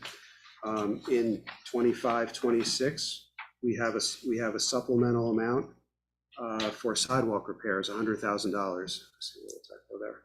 $100,000, which again would supplement what's normally in the operating budget. Is there a specific sidewalk job being contemplated or just? No, when it's that far out, we use it as kind of a placeholder, and by approving the capital budget today, you're not committing to borrowing that money today. We would obviously revisit this a year from now or 2 years or 2025, we would look at this and make sure that that money is actually needed and what it would be used for. We'd be able to identify that. Because when we vote later this year on the capital budget, we're only really committing to this stuff for this year. Right. The 23, 24 year. You're approving the plan, and then the only borrowing that you would then be voting on after that, the bond resolutions, we call that, is for the first year. So yeah, if we changed our mind the following year, we just wouldn't do the bond resolutions for those. Exactly. Like the HVAC system for the theater is a perfect example. It's probably been on these sheets for 25 years, 20 years. Yeah, 20. 20 years, and it just kept pushed back. The firehouse was another great example of that. Kept getting pushed That's back. even longer, yeah. So So the other big component that's in DPW are the real big infrastructure jobs. You know that we've been making a big push in trying to address our drainage and flooding problems. We have what I think is a very good plan to address where our major choke points are. We've made great progress in doing that. I mean, if you look back just in the last 10 years, we've done the Hudson View Park culvert along East Sunnyside. We've done the Station Road culvert. We were unfortunately forced into doing this other culvert by the Station Road playground by Hurricane Ida. We have a grant for the culvert underneath at the end of Harriman and Broadway. And we have a grant application in for the culvert by the Downingwood entrance. The others are still on the drawing board. That's a quick question. The to be bonded is what we're borrowing, the total amount is what's being made up by the capital, by the regular budget? So the answer to that depends on the project. It's being made up by Something else. something So else. maybe like sometimes it's Grants. grants. It could be a grant, it could be like Insurance. the very first one on the list, the Station Road Playground that we're looking at here. Ida, I see. It's Hurricane Ida. The sum of that is being paid for by FEMA. I actually don't know the amount that they're paying yet. That's gonna be a big kind of negotiation, but I made some assumptions in this budget just because we have to. Is it ever not the total amount because we're borrowing over years for the same project, or every project is stuck in a year? No, you can separate out, the projects are listed here and they're shown as one project in 1 year. When the actual borrowings take place is really up to the treasurer, in terms of when we go to market to borrow the money, when the money is actually needed by the project. A good example is if the firehouse were to go forward, we wouldn't borrow the entire project all in 1 year. It's a 3-year project. We're gonna need, 5 million in 1 year, 6 million in the next, 5 million in the next, or whatever it is. And so that, you can separate those 2 steps out. So how will that appear in the actual budget? The capital budget, it will appear over years? In a project where we will be borrowing separately over multiple years, we would actually segment it out in the So capital phase budget. 1, phase 2. We would show phase So when one. it says to be bonded total project amount, would it say 5 million to be borrowed, 16 million total, or is it 5 and 5 because phase 1 is 5? We would break it into phases, so it'd be 5 and then 6 and then 5. I'm just trying to understand that. Yeah, no, that's absolutely right. But 99% of the projects are shown as single year projects. If it happens to take us more than a year, that's not, it doesn't need to be changed in how it's reflected here. So, Larry, the Harriman Road Broadway culvert for next fiscal year, yeah. We got that really big grant. Mhm. That's only covering half of the cost of the culvert. Yes, And was the grant designed that way as a match? yep. It's a 50% match, yep. And why, if we have that money, why are we putting that one off for a year? Right, so that we, this is an interesting conversation that we had today. So when we get to the end of this conversation, where you start to look at where the actual debt payments fall in what year, this budget, when we first looked at it, was so front-loaded that you would have had pretty close to $500,000 of new debt service payments in next year's budget. Oh, wow. Just in 1 year. And so, when you do your tax cap calculation, by the way, none of this includes the firehouse, and I'll explain that in a second. So when you do your tax cap calculation, you have a $16 million levy with a 2% cap. That's $320,000 that you can increase your levy by. You'd have $500,000 just in new debt service. And that's before any other cost went up. So we did a little moving around, and the reality of that project particularly, since it is a big project, we had to look at it closely. We have a grant agreement with New York State that was just approved. We have a design that's going to take, optimistically, by the end of the year, if you've come to when you come to the meetings, you'll hear us tell I them. can come again because the school year is over. That's right. When you come, you'll hear us talk to the engineer and tell him, Doug, you need to get this done by the end of the year, which is what we told him, the end of the calendar year. If realistically, if you're done design by the end of the calendar year, your bidding and contract letting is probably going to take 3 to 4 months. It's putting you close to next fiscal year. So by the time it gets there, yeah, I hear. So we pushed this one to next fiscal year because it just doesn't make sense to borrow it in this fiscal year and have it sit around and create a massive problem for you next year when you're trying to do the budget. That makes total sense. But that's why. Yeah, no, it's a good point. Yeah. Explanation, yeah. Yeah, so it's not like we're delaying it. We're just That's how long adapting it's to gonna what, take. that's Yeah. what it's going to take, Yeah. exactly. That's fine. Okay. So the project, so if you thumb through the first 4 pages, you'll see scattered through this, all of those same projects that you've been hearing us talk about at the capital projects meeting every month You'll see them scattered out. Now, some of them, we know what the costs are. We know the Station Road Playground, it's being done right now. We know the Harriman Road Culvert, which we have a grant for. The Downingwood project, which is on page 2 here, the top of page 2, what the numbers that are there are the exact numbers that we submitted on the grant application. So we have a $1.9 million cost, and we asked for $1.4 million. I don't know what we're gonna get. I don't know if we're gonna get anything. Whatever it is, we'll reevaluate it and redo this when it comes time, but that's the number that we're going with. Moving on, there's the culvert that crosses Broadway at Sunnyside, east and west Sunnyside, that needs to be done. That we've pushed out. And these are real, again, just estimates. These are estimated costs, which we're pretty good with. 1.2 million is probably right. My assumption is that we're not going to do this project unless we can get some outside funding.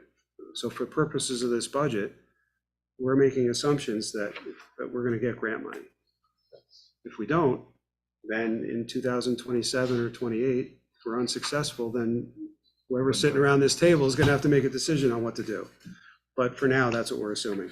The only question I have, the sidewalk repairs, the total project amount 0 and monthly bond. That's a mistake. Yeah, it doesn't affect the calculation, but I'm going to correct that. It looked like a typo, yeah. Yeah, it is, totally. Yeah. I was like, I haven't seen that part of, It should- government accounting standards where it's No, 0 no. and you're bonding, over bonding. That's our slush fund. Yeah, exactly. So, Yeah, that's Larry's retirement. yeah, exactly. I guess I have a question. In the fire budget, it says replace chief's car, and the 2 different years purchase. Is there more than one chief's car? There's 3 chief's vehicles. Okay, There's one for the chief and one for each of the assistants. okay. Yep.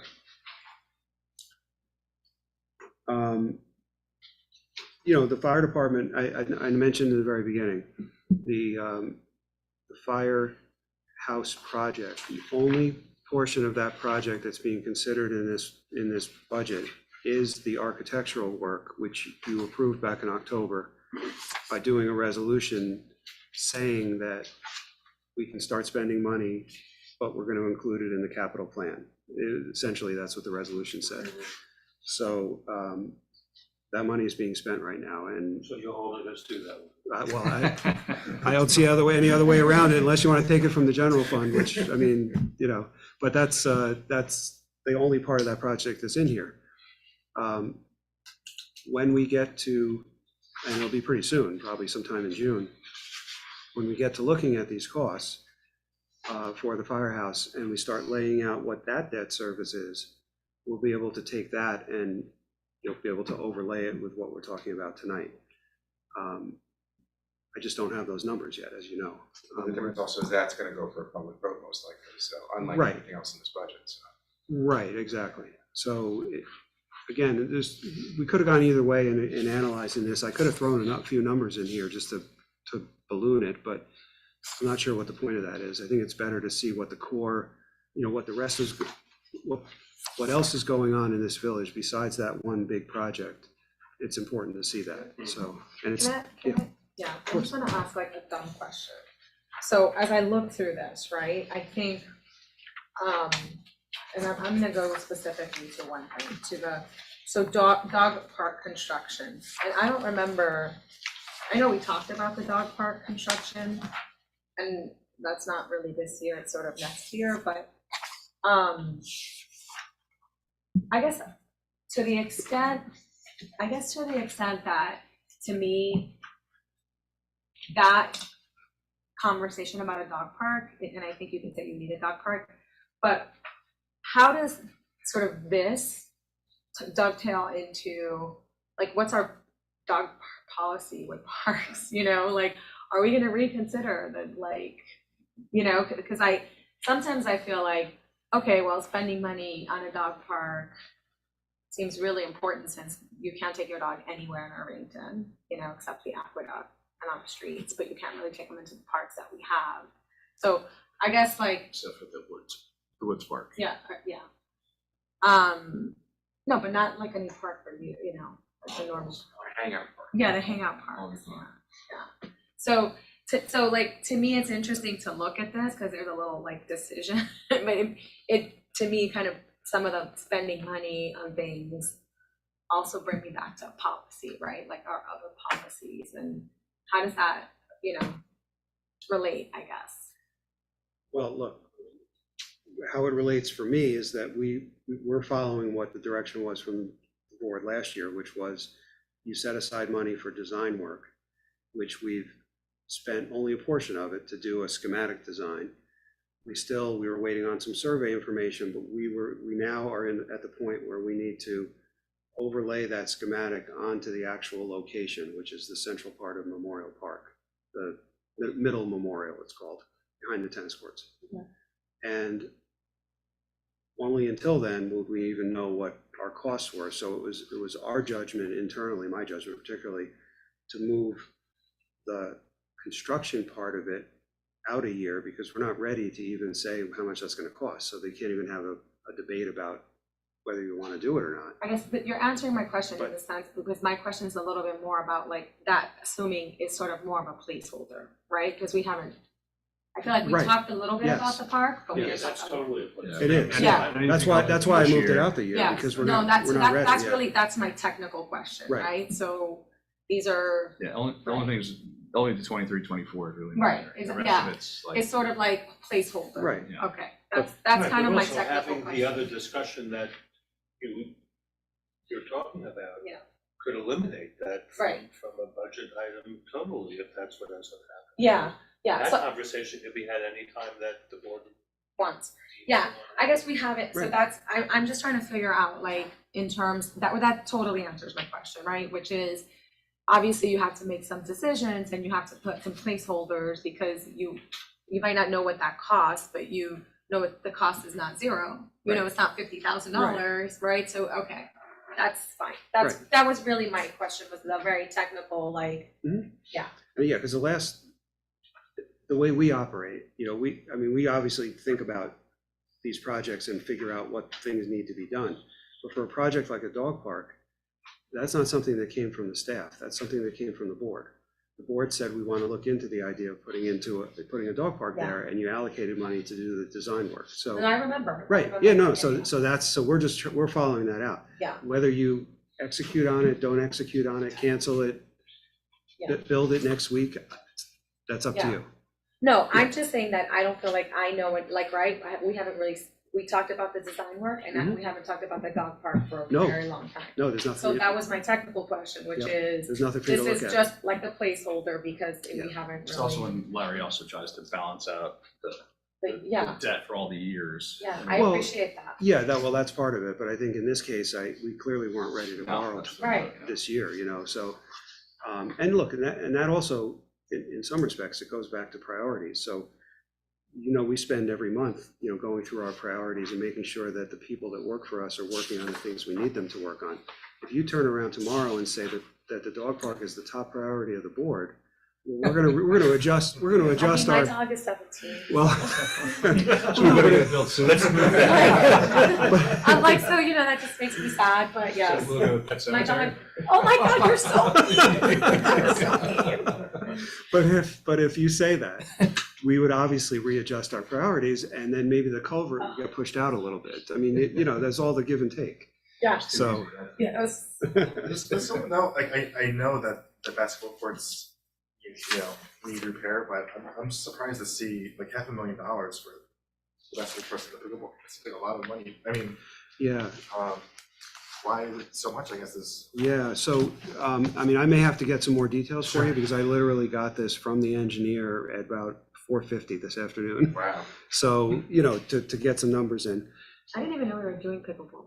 Well, I'm sorry, you. Well, yeah, no, and this is something that would need to be discussed. So there's two moving parts here. First of all, the basketball court reconstruction, we've been told that it is not playable the way it is, not from a safe standpoint. It may have come up in our budget meetings with Joe, if I recall. Right, yeah. Right?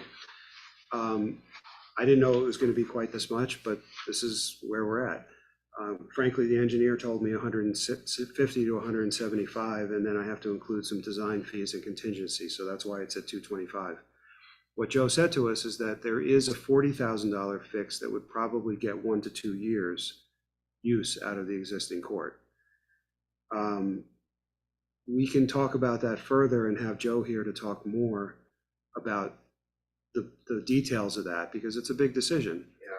But initially, from my take on it, I don't think that's worth it, to be honest with you. I think The if you, 40,000? yeah, I don't Still, think, I agree. I don't think That's so. a Yeah, waste of money, I yeah. don't think that. But, That's ridiculous. but Get we 20 can, years out of this. or but we something. can talk about it more just to make sure that you're comfortable with that. But this is the repair of the court that would give us, 15 years, Yeah, let's and say. basketball courts are used all the time, like that's something, it's like a standard thing. My question about pickleball is, and I don't mean to be like, whatever, but like, so in 5 years when no one's playing pickleball anymore, what do we do with that in court? You know what I mean? Like, it doesn't, basketball has been played steadily for 80 years in this country. I'm not really worried that in 15 years. I think people will the be answer is the playing pickleball court is multi-purpose. It's It is. volleyball, pickleball. Okay. They think they're gonna make it so you can flood it and make it a skating That's- rink. I know, It's that's also my gonna be used for picnics. That's It's my right behind the question. senior center, so it's not just That's- pickleball. And Brian, that's what I Yeah. was hoping for, Yeah, because, Although, have you played pickleball? I have not. I'm in 3 leagues. It's And? fantastic.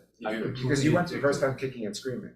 Absolutely. I said, I don't wanna do this, I'm not old enough. And I love it, but Okay. you're right, though. Things like that are But- sometimes. So Larry, can you explain this to me a little bit? So you said we borrowed the 600K or whatever. Like, how long is that spread out for again? Is it like, it's specific to this that like the basketball court will get 15 years out of? So does that mean that this loan will be spread out over 15 years or like aggregated with other stuff? Right, so first of all, the actual life of whatever it is you're buying doesn't always correlate to exactly what you're allowed to spread it out over. The state tells you. So the state tells you what you can spread it out over. So I believe, let me just look up if this is correct. No, it's just, it's a pretty standard site. State moves I'm sorry. quickly. But Yeah, it's did we 10 talk about pickleball courts? Joe mentioned it at So- the budget meetings. Do you remember we talked about like ice skating and all that stuff? This needs to, this is an item that is, this item needs to be talked about with your recreation superintendent present. I wasn't gonna drag him in for a very Yeah. long meeting, but clearly this item is, Still have like 3 more things. Seriously. Yeah. two more. 2 more. This item is discretionary. There's no requirement that it get done. There's no requirement that it get done in this fiscal year. Right.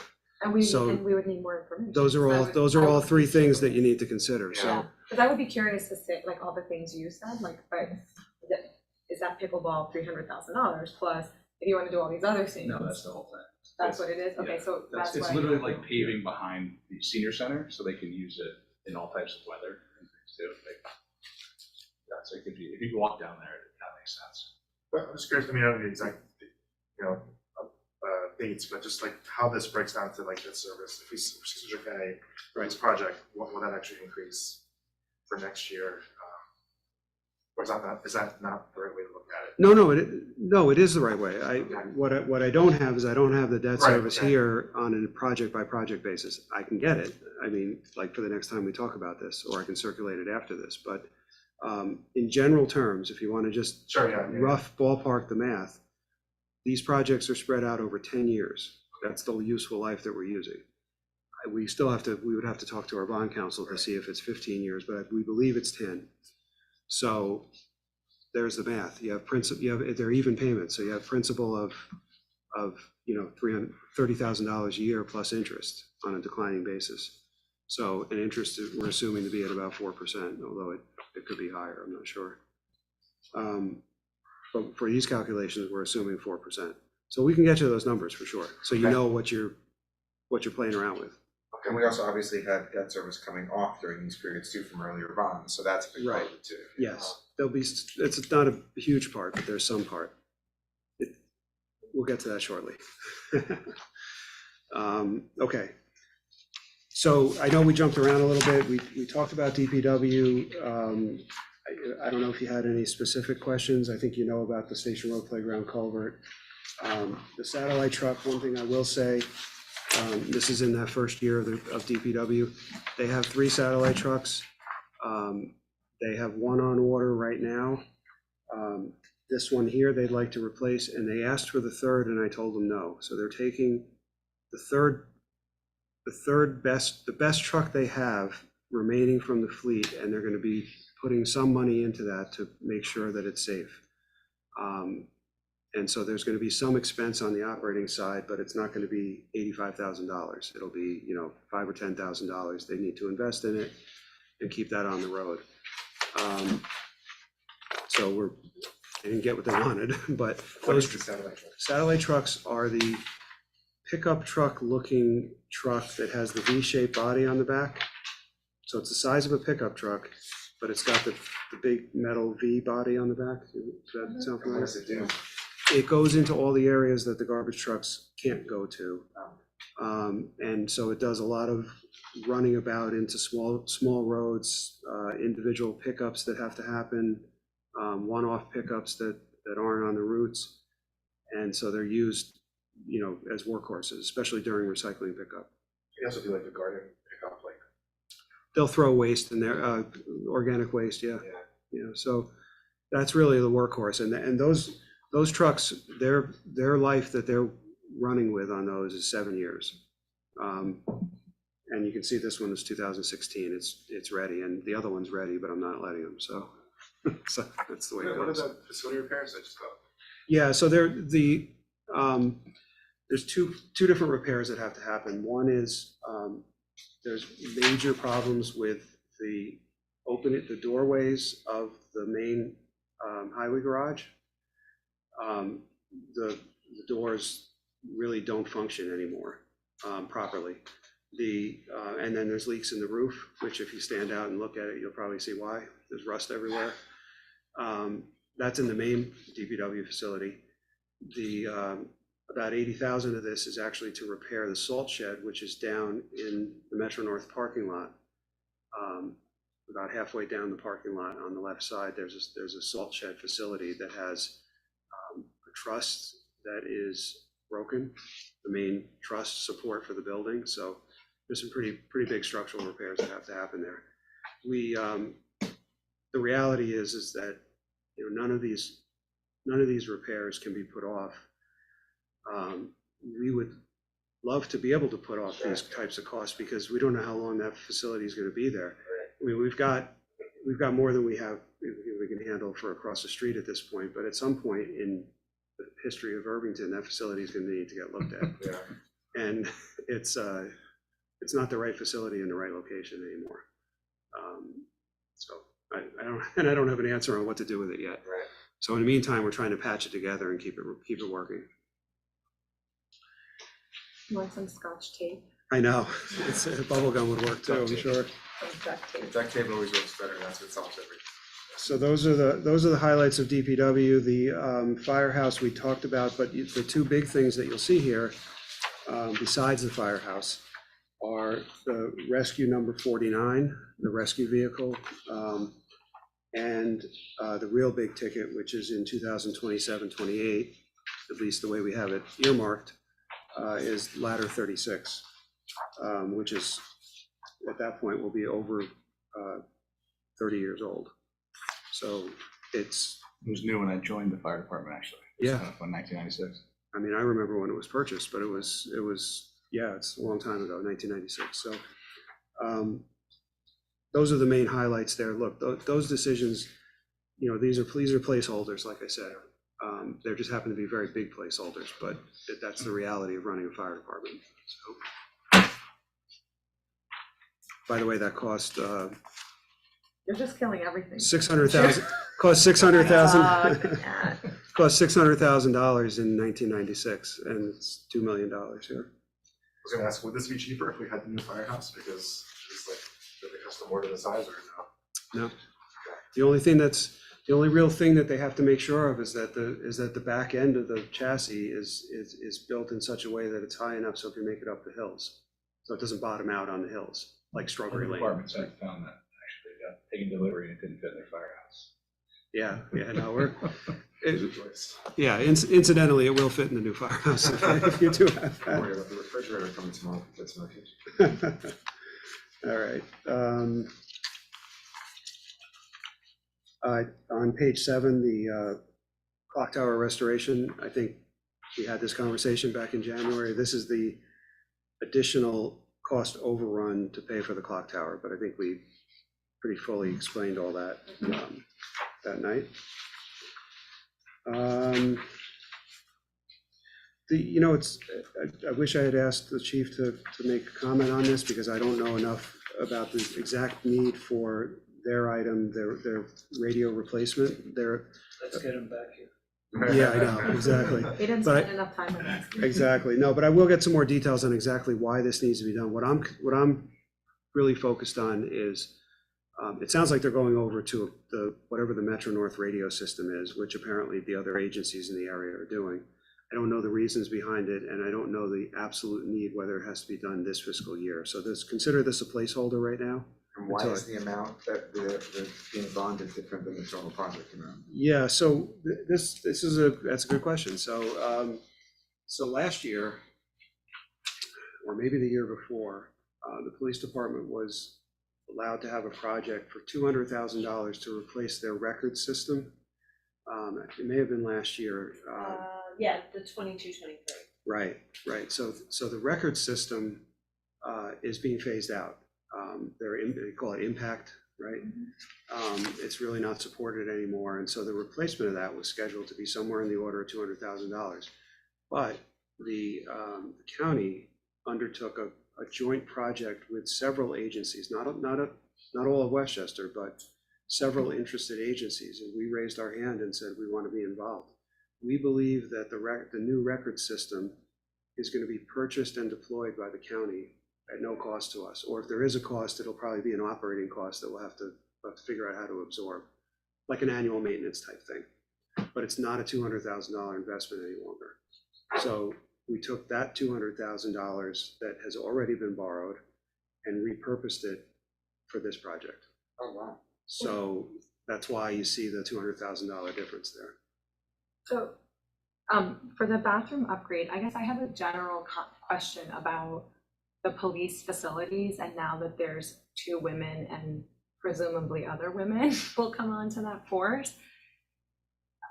What's the situation with that? Because I think I asked that question when we talked about just in general, understanding the cost, of these different projects together with the firehouse. Right.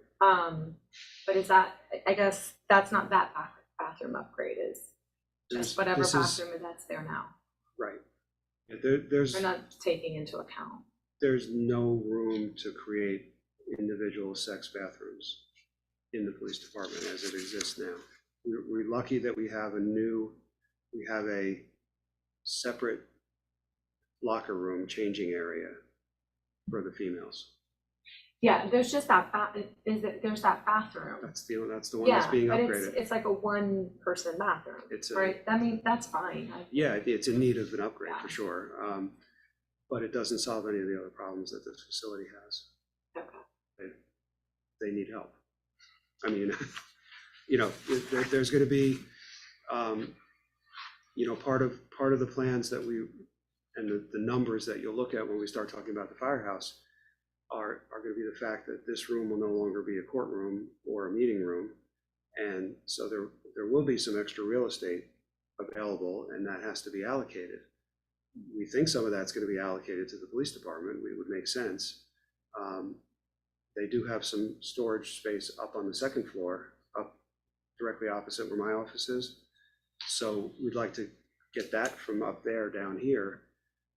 But there's other needs that need to be addressed, and we'd like to try to Band-Aid them as best we can to try to have a compliant facility to handle both male and female officers. No question. But we can't do it the way it is now.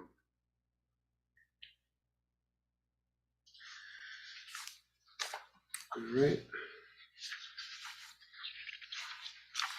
And so, police department, again, is pretty straightforward there.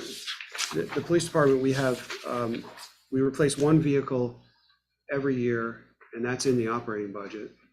And every other year, we replace 2 vehicles. That rotation will allow us to get through the entire fleet in the appropriate time frame. For their How many use. cars are there again? I'd have to look, I'll have to get back to you. It's Yeah. like, it's more than you would think, right? It's- Yeah, but the patrol vehicles, I think there might be 4, but there's other support vehicles. So between detectives and whatnot. We can get you the exact numbers, obviously. Yeah, but just as a general rule, now, police cars have a 3-year life, and they probably really do have only a 3-year life. They really don't last long. Can I ask about that? Because I have a friend in NYPD who thinks Irvington cars are so nice and was like, what the hell? The NYPD cars I'm driving around are 20 years old. So is that standard or is that suburban standard? I don't know. I don't think I've studied that to know whether that's the norm 3 or years not. seems Yeah, short. I mean, you might get some more life out of it than 3, but they're very hard miles just because. There you go. County police, they had them for 2 years. The county. Yeah, because they had 150,000 miles on them. They drive all that. Again, see, I asked suburban police versus city Yeah. police. Have you been in Manhattan recently? Everyone has A new car? the new Mustangs. I asked the cops, I said, how do you like these? They're like, we like them. The first hit was 3 to 5 years. It's crazy. I mean, I can tell you, we've sold surplus police cars that we'll get $1,500, $1,800. That's how bad they are. Okay, now it might be a little higher now because What are they doing here? no, They idle a lot, that's what. and they get Seriously. they get beat up. I mean, they're really not that it's like Starsky and Hutch where they. I was gonna say, well, But I mean, Dukes of Hazzard. That's pretty much what I'm imagining. I'm like, what But- the hell are they doing? going on 2 wheels around corners. Yeah, Are they doing that on South Buckout? No, North Lookout, because that's where the complaints are coming from. Well, okay, so I can get you some more details on it. The chief can obviously answer to that. But for this budget, we have it scheduled out every other year to be borrowed. The Google supports it. Oh, that's good. Okay, we talked about recreation and parks. The one thing so there's 2 things in recreation and parks that I want to touch on. First of all, the second project down, the Memorial Park dugout and backstop. I believe the people that were here earlier actually were interested in talking about that, but I'm sure they weren't going to make it till 10 o'clock. They actually texted me, they can talk about it. I said, this is the first time we're hearing about it tonight. Yeah, so here's the genesis of that project, and Brian, if you have other details, please jump in. But this is a project that a group of residents has put together in honor of Brian Clinton, who passed away in an accident out in Long Island. Was a big baseball player, and they've decided they wanted to honor him with doing a project. They originally came to us with the idea of doing a kind of a batting cage somewhere in Memorial Park. The costs of that and the fact that we had to then change some access to make it ADA compliant, which I don't think they fully understood or understood why we had to comply, but we did. It ballooned the cost of that project, so they've pivoted and looked at the idea of creating and upgrading the backstops and the dugouts at Memorial Park. So at both fields? I think it's just the one. It's just the one field. It's just the one main one by the aqueduct, right? Because the dugouts are just like old and it's just like a fence and a. Non-existent. Yeah. So they've pledged $40,000, and we're trying to partner with our share of that at $50,000. There may be some money in at least one capital project that was under Joe's purview that we might be able to repurpose to make that a little bit less. Our share of it to be a little bit less, so we can repurpose money that hasn't been used. But in general, that's what this project is. Could some more of it be fundraised? I guess. I mean, the only commitment we got was $40,000, so I don't know, they'd have to speak to that. This is also a combination of parents. The school district isn't participating and paying for it, but it is something that gets used by the schools, like, you know, the school baseball teams. So it's sort of a community-wide project. Right. I mean, it would be a welcomed and needed upgrade to the field, whether it would have been on our radar to upgrade. Backstops, The Ron? backstops were gonna be refurbished anyway, but because they're in need of that, but we probably wouldn't have gone to the extent of you know, upgrading the dugouts themselves. So. So this is for this fiscal year, is that gonna be presented to, or does that just, that? I want, Oh. when Joe comes to talk about other things, Oh, he'll okay. need to talk about this. Yeah, okay, Yeah, I mean, but so obviously that's like the first we've heard of it, right? Yeah, no, exactly, The right. group wants to talk about it as well. Yeah, Yeah, Right, that's what those people want. yeah. yeah. And we bored mentioned them this- to death, so. Well, I think they quickly realized it wasn't. Well, we had told them early on that this is really a work session, that it was really an opportunity for the board to become familiar with the projects, and it was exactly what we just did. Mhm. And not to vote on anything or make final decisions. you But know? this has come up before. I mean, Joe's mentioned in other settings that the family wanted to. I think it was in Right. emails maybe, or it's definitely not the first I'm hearing that this Right. exists. The first about the details. Yeah, it may have come up during his budget presentation, just a discussion about it, but the project's kind of morphed because we couldn't come up with the right project that fit Right. everyone's budget, you know? I understand. Yeah. So that was one project I wanted to mention. The other, which I think I mentioned at the last meeting we had, is the Matheson Park stage.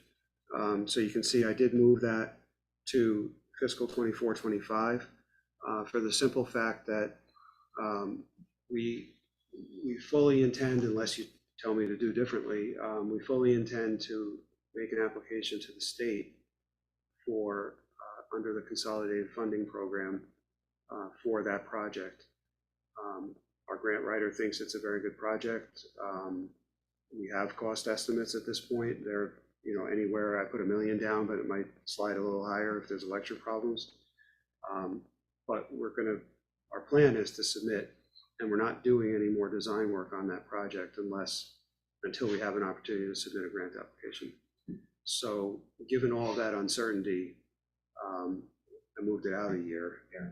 You know, we'll revisit it next year, of course, and see how the grant application goes. Yeah, I was just gonna ask about that also, because and you touched a little bit, but I was gonna ask if the electrical, because it just seemed when Joe talked about it the last time, that the electrical issue seemed very significant.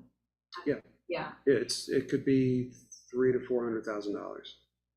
So the numbers that we have here, the stage part of it itself is in the $850,000 to $900,000 range.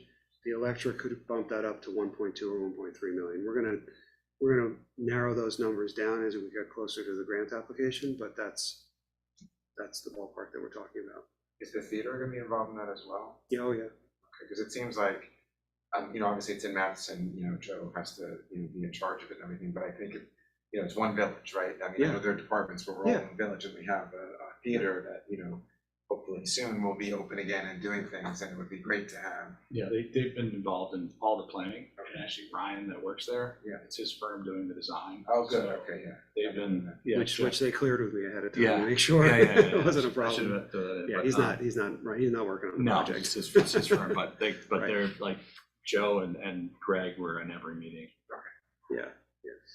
So look, I mean, there'll be a debate as to exactly the types of facilities that the stage will have, the actual rigging equipment that it might have or might not have. I mean, is it going to be a Broadway theater quality rigging system with lighting? I don't think that that's something we can afford necessarily.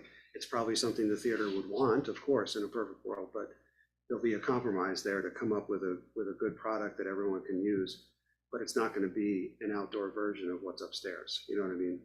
Will bands be able to play there comfortably? That's what I think. Yeah, I think so. As long as we can get, play for bands. You have to play on the steps of. as long as you bring a generator, because we haven't solved the electric. That's yet.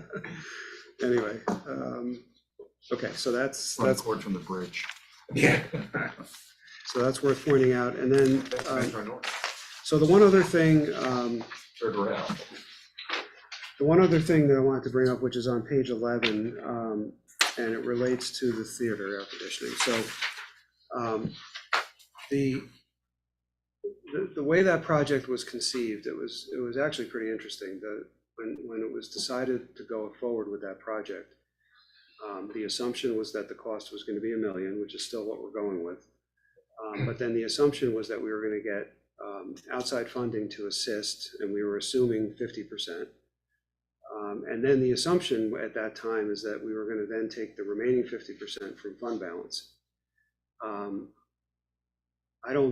I think if you fast forward to now, first of all, the outside funding that we actually got was not $500,000, it was $625,000, because Brian was good at what he did and got $625,000. So we have grant contracts in place for that. We're ready to go. The balance could either come from fund balance, or I'm suggesting here it be borrowed. And I'm simply saying that because I think you probably need to hold on to your fund balance until you know what you're doing with the firehouse. I think you're going to need some money to cushion that project. When we start getting into the finances of that. So the two projects aren't related. I'm just telling you that it's a little bit of a shift from the conversation that the previous board had about this, which the intention was to come from fund balance, and now I'm suggesting that it be borrowed. But either way, you got to do one or the other. So because the project, just to give a quick update on that, we did meet on that a couple of days ago. We are in the process of reviewing the plans and specifications that came from the engineers. We think they're wholly inadequate.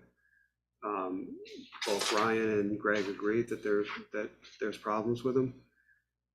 Once we evaluate them and we can get a working product, a working set that we can work off of, we're ready to go forward on the job without using our existing contractors and directing them with our consultant, not the engineer that has been hired.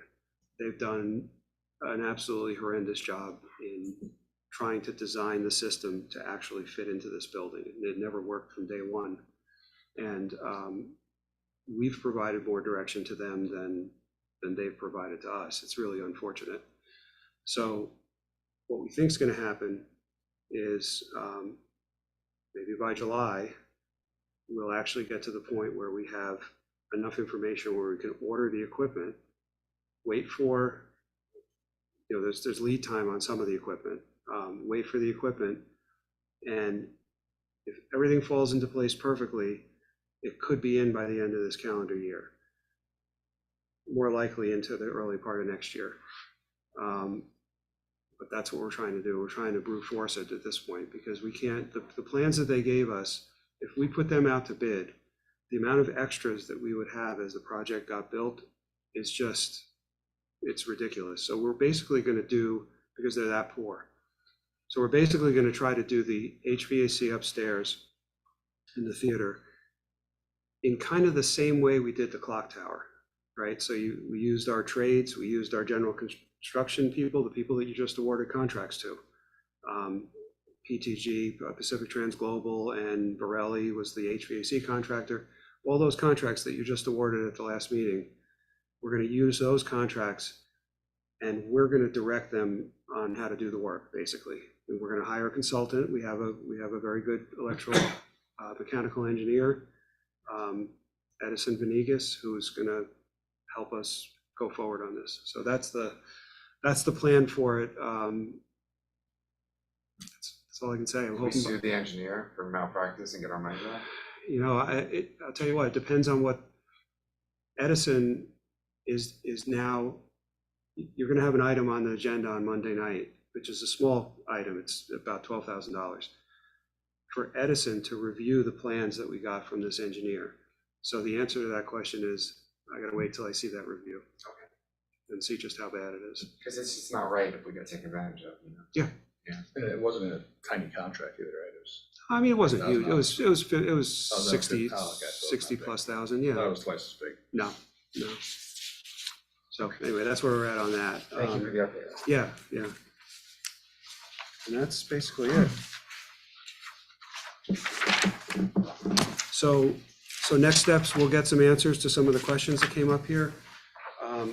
We'll come back probably, I'm guessing at the work session in June, and start talking about some of the projects that you want to talk about, which and some are, kind of indisputable, and others are ones that you want to learn more about. So we'll get some answers on this. Yeah, just quickly looking at DPW, I think the ones for 23, 24 seem to be pretty straightforward. I think fire department, same thing. The architecture one is huge, and that's the only thing on there, but we've already talked about that ad nauseam. Can't bring it to the people without bringing it. The clock tower restoration is already done, so the police, I guess we might want to talk about that MTA consolidation thing. Yeah, we'll get you some So answers on We'll that. have them come, we'll have Joe come for recreation and parks. Yep. And Peter, I don't think we need Greg to tell us about the disaster of the air conditioning. Harry just did. Yeah, I did, yeah, sorry about that. So I think it's just Joe and the police, really. Yeah. I really did, but yeah, okay. I was gonna say, like, with the police, yeah, I'd like to hear more about that, take it back. Yeah, that's fine. Again, it's probably a 5-minute conversation when he explains it, but. That's literally what I was just thinking in my head, it's like, have them come, it's like for 2 minutes, and then let them go, let them go first, Yeah. Yeah, that's fine. Yeah, So- I won't put it on at 10 o'clock at night. So If I can help the one item that's not on the agenda is just, we haven't met on Pride yet, and it's really, it's weeks away from being in June. So I just wanted to see who wanted to be involved in that from our board, and then I think we have a couple names, or maybe one name anyway, that wanted to be involved after last year that we kept, and then we just come up with a plan, pick a weekend, figure out what we want to do. So I think we should do that sooner rather than later. Yeah, and I think one of the things that came up in the DEI meeting is we maybe want to get some people involved that, from the community. Yeah, right? but how do we do that? I think maybe we ask. I'll put Yeah. an email out. Yeah. We have one person that. And then raised their maybe hand. send it to all the people who you've been getting, right? Like people have confirmed their interest in Yeah. the committee. The So DEI maybe, committee. yeah, so maybe put out, We throw it out to that committee for sure, Yeah. but. What I haven't done is there was an email where you suggested that, or whoever has it, that one. I have the list of names. What the email that I'm responding to is the one where, how am I going to sort out who gets appointed and who doesn't get appointed? And I think that's for us, yeah. That Yeah, may be that's for for us. you, yeah. So in my email, and I think what's important for this committee, and I think a lot of the emails that I saw that were sent in, people sort of talked about their background, just like you would with any other committee, right? Mhm. Where people would say like, here's my background and here's why I'm interested. I think we should hear from everybody, not just, I want to come to this committee to learn. Because I don't usually think, right, people who are like, don't come to become a member of the planning committee and are like, I want to come to the planning committee and sit on the committee because I want to learn about planning. So I just think people have to have a genuine interest and a reason they want to join that committee, not to sit and learn, because they can learn from, How do you want to get that out of them? I think you ask. No, but Yeah. do you want physically, you want me to do Yeah. that? You want I would think, to have a dialogue? There were some that said, I don't really want to join it, I just want to learn. well, but I think I saw a list that included some of those people. Yeah. but Well, yeah, think, I took everyone, Yeah, the list that I had was a sign-in list, so there was no. yeah, so I had think no almost other we send context. everyone that was on the sign-in list and say, who wanted to actually join the committee? And then we say, not that means you're on it, but, and Right. why, maybe, and Yeah. why. Because I think a lot of the emails that I saw that I was copied on, people said, I want to join. especially, I want to, here's my background and here's why I want to join. And especially the people who couldn't make that first meeting sent an email kind of saying. Right. You can ask if anyone wants to be involved in Pride. Should we set a Yeah. date tonight, though? Yeah, I was just looking at next, I'd like to just, at least even if we meet by Zoom next week to kick it off and throw ideas around. Oh, I meant for the actual Pride event. Oh, yeah, I thought maybe we could have the kickoff meeting Yeah, I next think we should week. do it in a and then- meeting, so Yeah, I think we should, as a group, decide. Yep. I don't want to pick a day and then people want to be involved, they can't make that day. yeah. So do we want to maybe try to meet like next Wednesday or Thursday? We could also do a Zoom meeting if we just want to do a quick meeting. The only night next week that Monday through Thursday, that I am free is Wednesday. But I don't want you to schedule around me if other people, I think that works for Well, me. keep in mind that it makes things a lot easier if there's only two of you on the call. oh, right. Then you can do whatever you want. If there's three of you, then we actually have to do the whole declare I a guess you special. can do it that way, because it's timing wise, and then All right, so you want me to, I'll just drop off or whatever?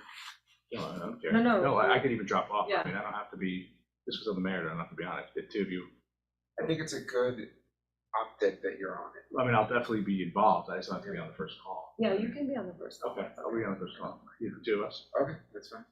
And then do we have other people that wanted, I think I had one person. We'll find that email, but we also don't want to have just the two of us on the call.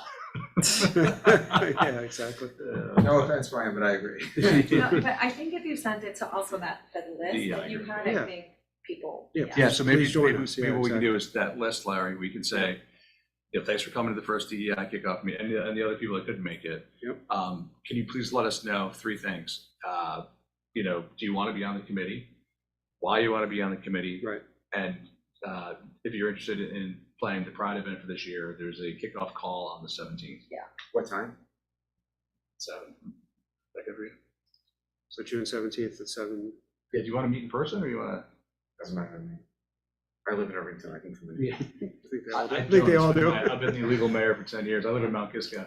Oh, wow. We don't want to have to make that choice. Oh my God, is this still on? Breaking news. So where do you go after I drop you off at home? Yeah, exactly. Yeah, that's where Uber picks me up. Yeah. He could be the speaker of the Tennessee legislature. Because apparently he doesn't live in his district either, so. Do we just want to meet, do we want to maybe meet the senior center again, check with Joe, if we can do that? Whatever you want. Yeah, why don't we just do that? I think we'll try to meet in person. You should gauge interest. Yeah, exactly. Yeah.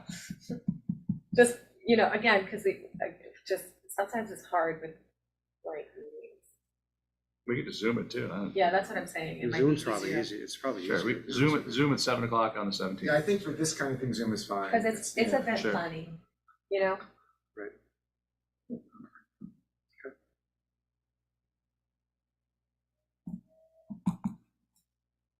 It's the whistle. I think our requirement is that it has to be bigger than last year. That's the bar we have set, Yeah. right? Yeah. Because last year, I'm glad we did it, but it was obviously very It was small. last minute, yeah. Yeah. I mean, I actually, we talk about this on Wednesday, but I was thinking like maybe having a band, having something to kind of kick it off and then, but we can talk about it. And did you want to join the meeting or? No, I don't mind, but it sounds like you don't need me, but so Go. wait, but hold on a second.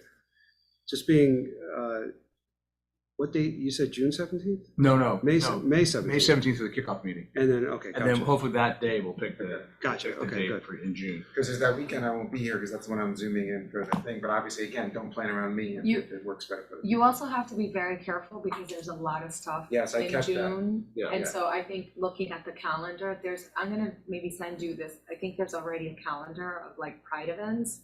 So, yeah, you wanna just be. Well, there's one from the county that I circulated today. Yeah. Yeah, I saw that. Yeah, Yeah, was it Dobbs Ferry has one. Dobbs Ferry is the 10th Yeah, this is the 4th. in the afternoon, the We unveiling wouldn't is the do 10th. the 10th because of the Unveiling. commemorate, and we wouldn't do the 4th because I think because of River Arts, right? That's the 3rd, actually. The but same, 3rd. Yeah. But, We'll figure it out. We'll figure it out Thursday. So now make a motion to adjourn to executive session to discuss collective bargaining. If I can have a second. second. All in favor? All right.